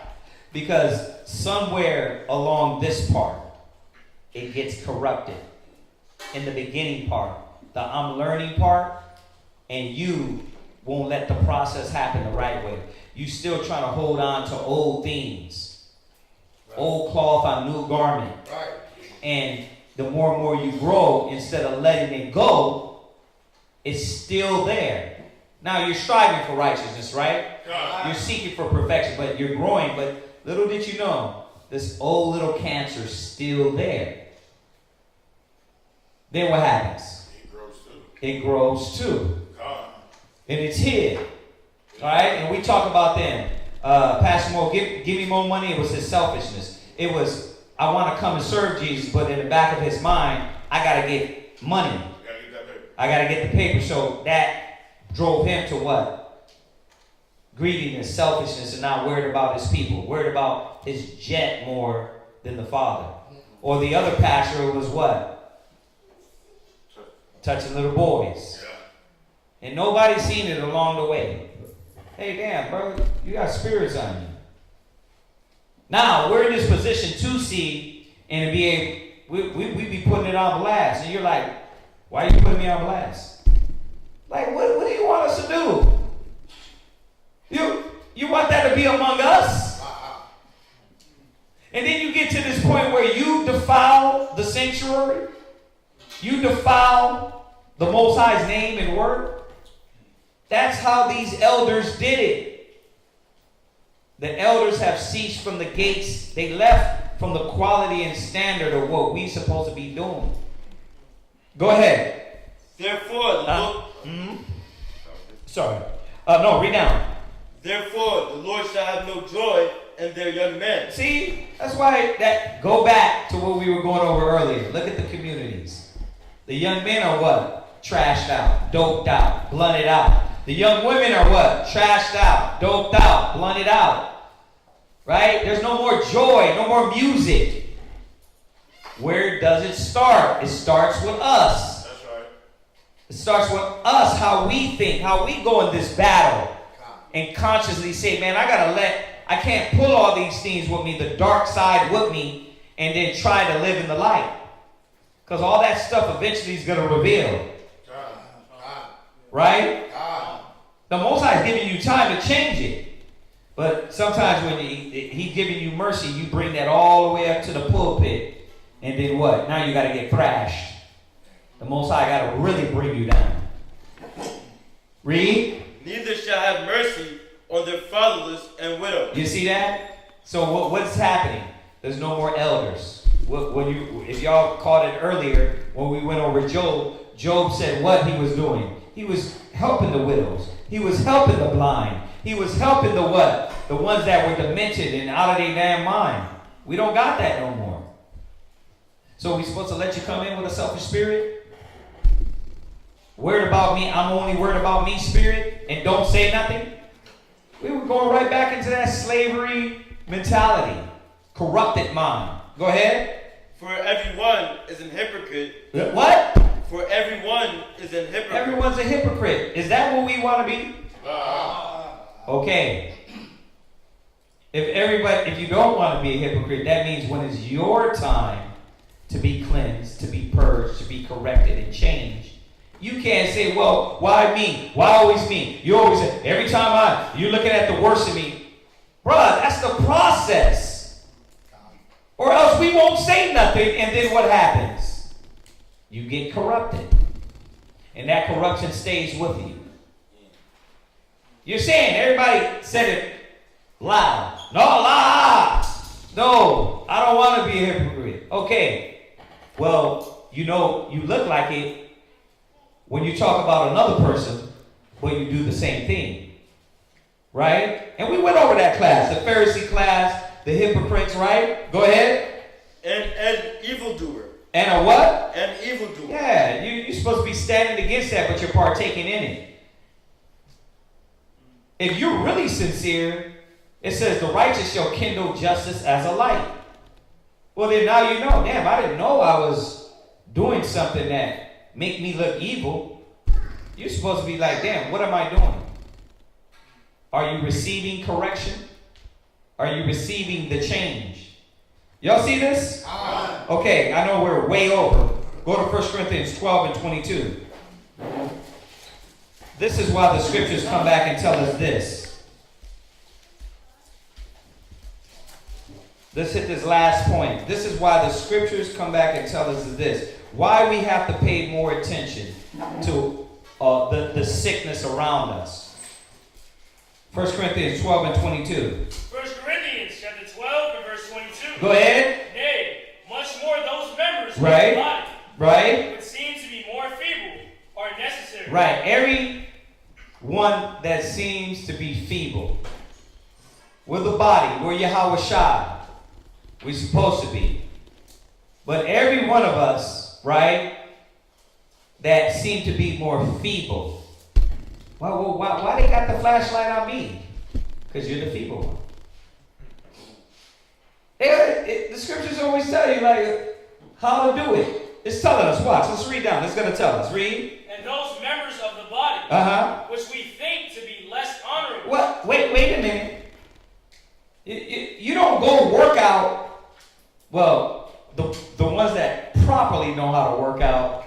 If my arms are big, I'm not just gonna go work out that arm, and then everything else dissipates. You got one big arm, like, man, I gotta get this arm right. No, I'm gonna look at the feeble, right? But you know what that's translated to? Well, why they got the flashlight on me? Why they telling me my faults? You know what I mean? Why is it I'm always being told? Because you're coming up with these character flaws, and the Most High is trying to purge us of these things, so we won't be like the elders of the past. You need attention. In order for us to be a strong body, we need attention. That's why you go out and rebuke in the highways and byways. That's why you go up, correct, chastise, rebuke. Right? What you was going to say? Is that like when they say in the world, unity is stronger than weakest link? Yeah, absolutely. It's absolutely. And the problem is that brothers and sisters don't understand the process. The Bible is saying, look at the most feeble parts. Y'all get that, right? Why y'all not paying attention to this person? It says, look at the most feeble parts. Are y'all getting that? Don't tell me what you think. Let's find what the Bible says. Why does sister get corrected more? Why does brother needs correction? Which one of us goes to the well, brothers and sisters? How many sick brothers and sisters in the school right now? A few of them, right? How many in the hospital right now? How many at home, right? Okay. Are we calling the ones that's well and be like, how's that cold? You're like, I don't got a cold, Oh, I was just checking. All right, shalom. No, y'all in the chat talking about shalom, sisters. Are y'all good? How y'all feeling? What's going on? The feeble parts need more attention. You're backwards. That backwards ass mind state. Well, why am I getting attention? Because you're the feeble part. Because you're the one that got issues. You're the ones that got problems. You're the ones that need to be cleansed. Right? That's why. It's not a negative thing. But you see how you turn something positive into negative?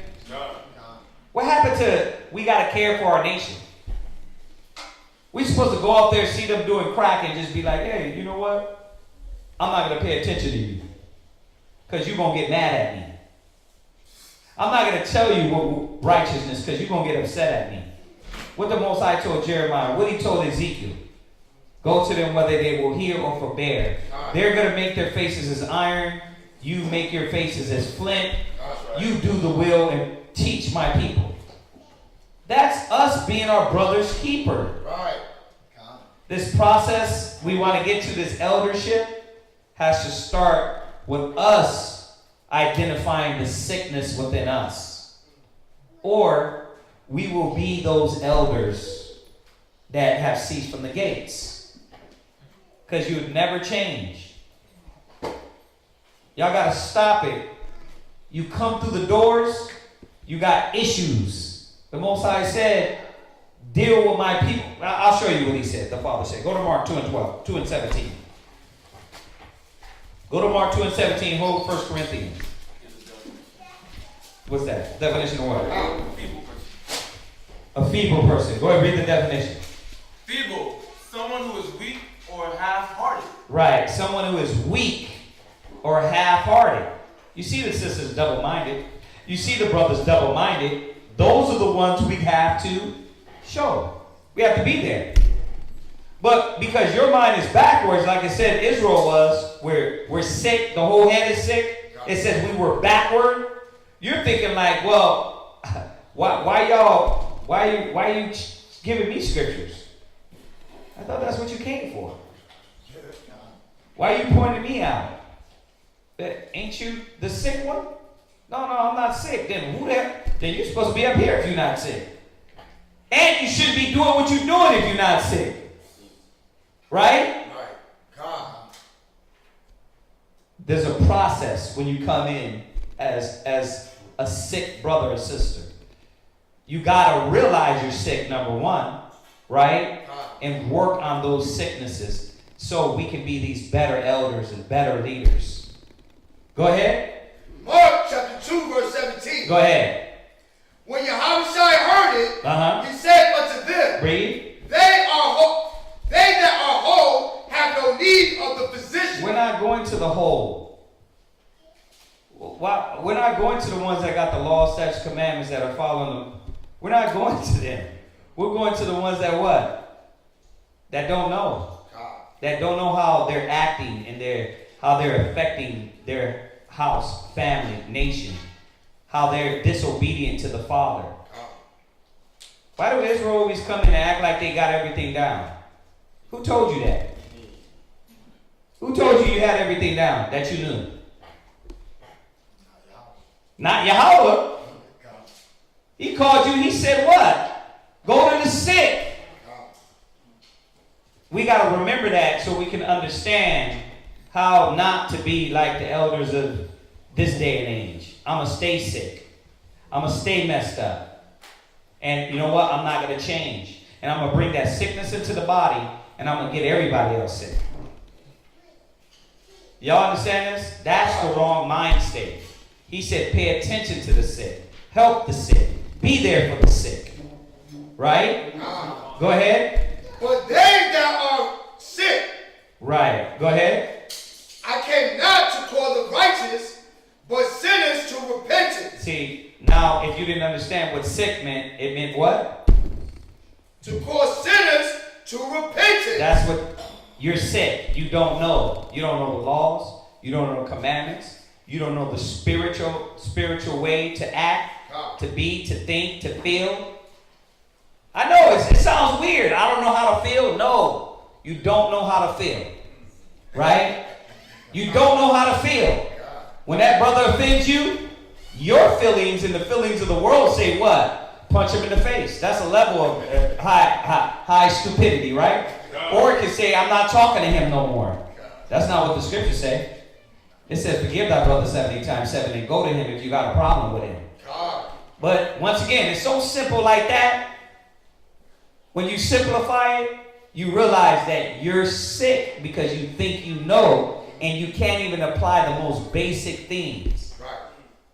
That's why there's a Joel Osteen. Oh, you know what? You don't have to keep the laws. That's why it's a T.D. Jakes. You don't have to keep the commandments. That's why the politicians are not standing up for the Most High. Because nobody along the way was telling them what? So that's filthy. That's nasty. That's off. That's wrong. Right? The priests were supposed to be clean. The elder women were supposed to be righteous and brought up to a standard and example. So, back to the shaking of the heads, right? Can't believe they like that out there, man. Well, that's what we're going to be if we don't understand why it's imperative to pay attention to the sick. Right? Go back to Corinthians, where you left off at. 1 Corinthians Go ahead. And those members of the body, Right. which we think to be less honorable. Yeah, you think elder sisters, elder men, when you see that sick among you, it's got to stop being a shock to your brain. Man, I can't believe they do that. You have to understand why they do that and give them the medicine to fix their issues. It's got to stop being a shock to you. This is a hospital. People are going to come in sick. Why is it still a shock to you? They move that way. They think that way. They act like that. Why? Because you haven't came to the realization. First of all, as an elder, you got to remind yourself where you were and still remind yourself that you got issues. And then you'll start seeing, oh, they're in babe level and they need to be helped to get to the next levels. Right? And I'm still messed up too. I'm still faulty in some areas too. I don't got it perfected as what I'm not Yahweh Shai. So we got to keep helping the sick. The sick got to realize they're sick and get the help. Right?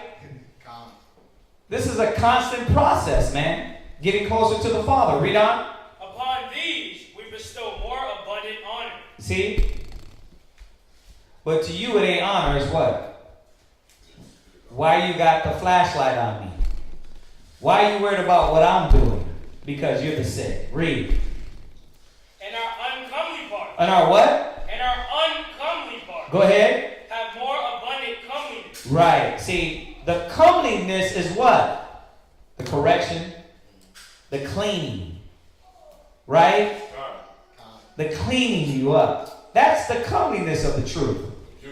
It's not the degradation. The degradation is what they're doing in the world.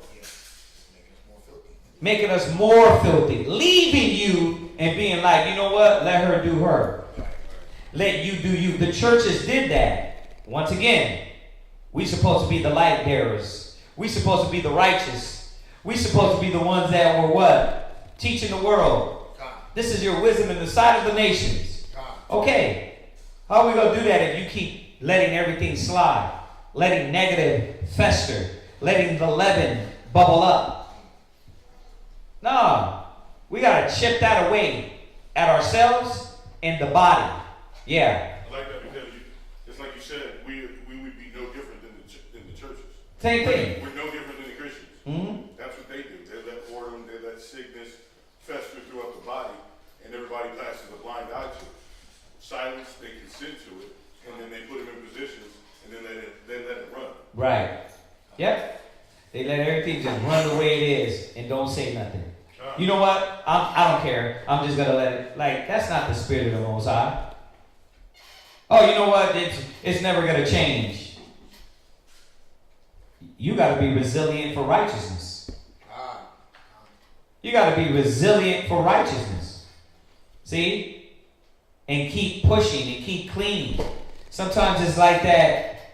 It's like the toothbrush cleaning. Like you're like, dang, it's taking a long time, but it has to happen. Who shall stand for me against the workers of iniquity? Where's the true elders at that are going to stand up and do and give to what is needed to the body? The sacrifice. Right? That's why I said, what do you think you get into? You're going to be forever trooper? Forever member?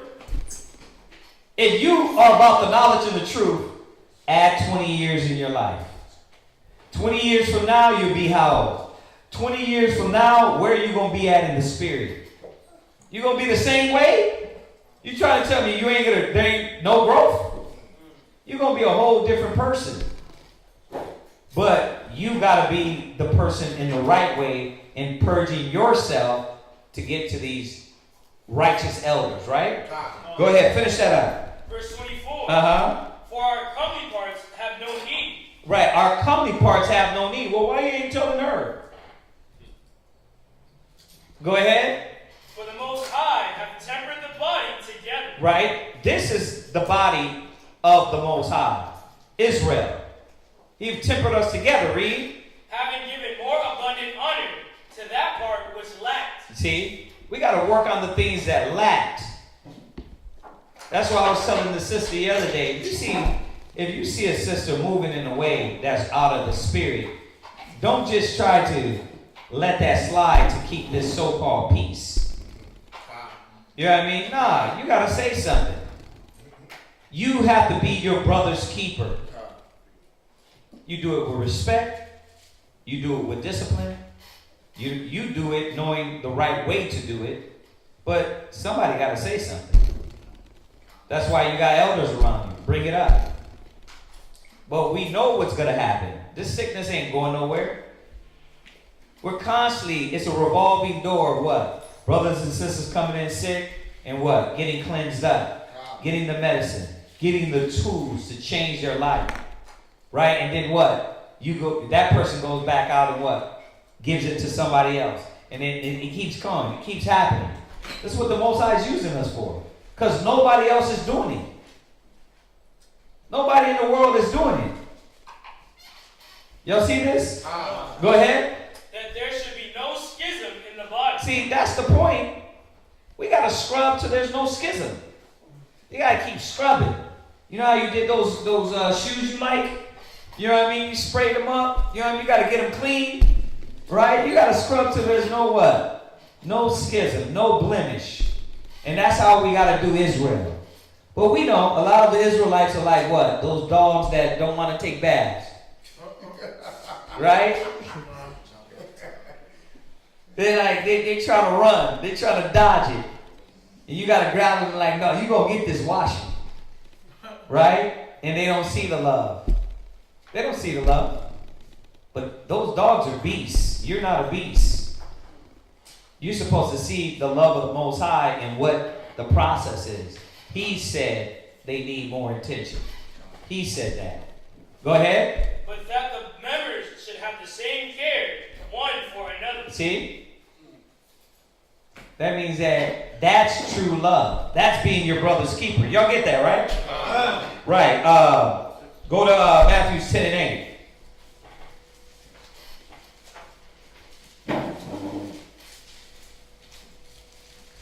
Matthew 10 and 8 and Isaiah 1 and 18.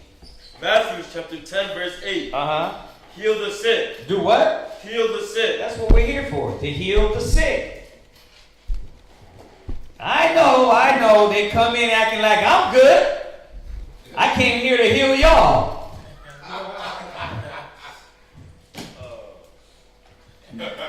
You good based on what? What you good based on? No communication? No charity? My own opinion? Well, the Father said none is good. He said none is good. But the Father which is in heaven. Okay? So, you're supposed to be understanding that, damn, I'm sick. Now, the question is, how sick am I? Am I so sick to where I don't want the medicine? Y'all get that? Go ahead and read that again. Heal the sick. What are we doing? Heal the sick. We got to heal the sick. Go there. Go to Isaiah 1 and 18. Isaiah chapter 1 verse 18. Go ahead. Come now and let us reason together. But we got to reason with the sick. We got to sit down and talk with them. Right? Jump back to Matthew 1. You can't leave it.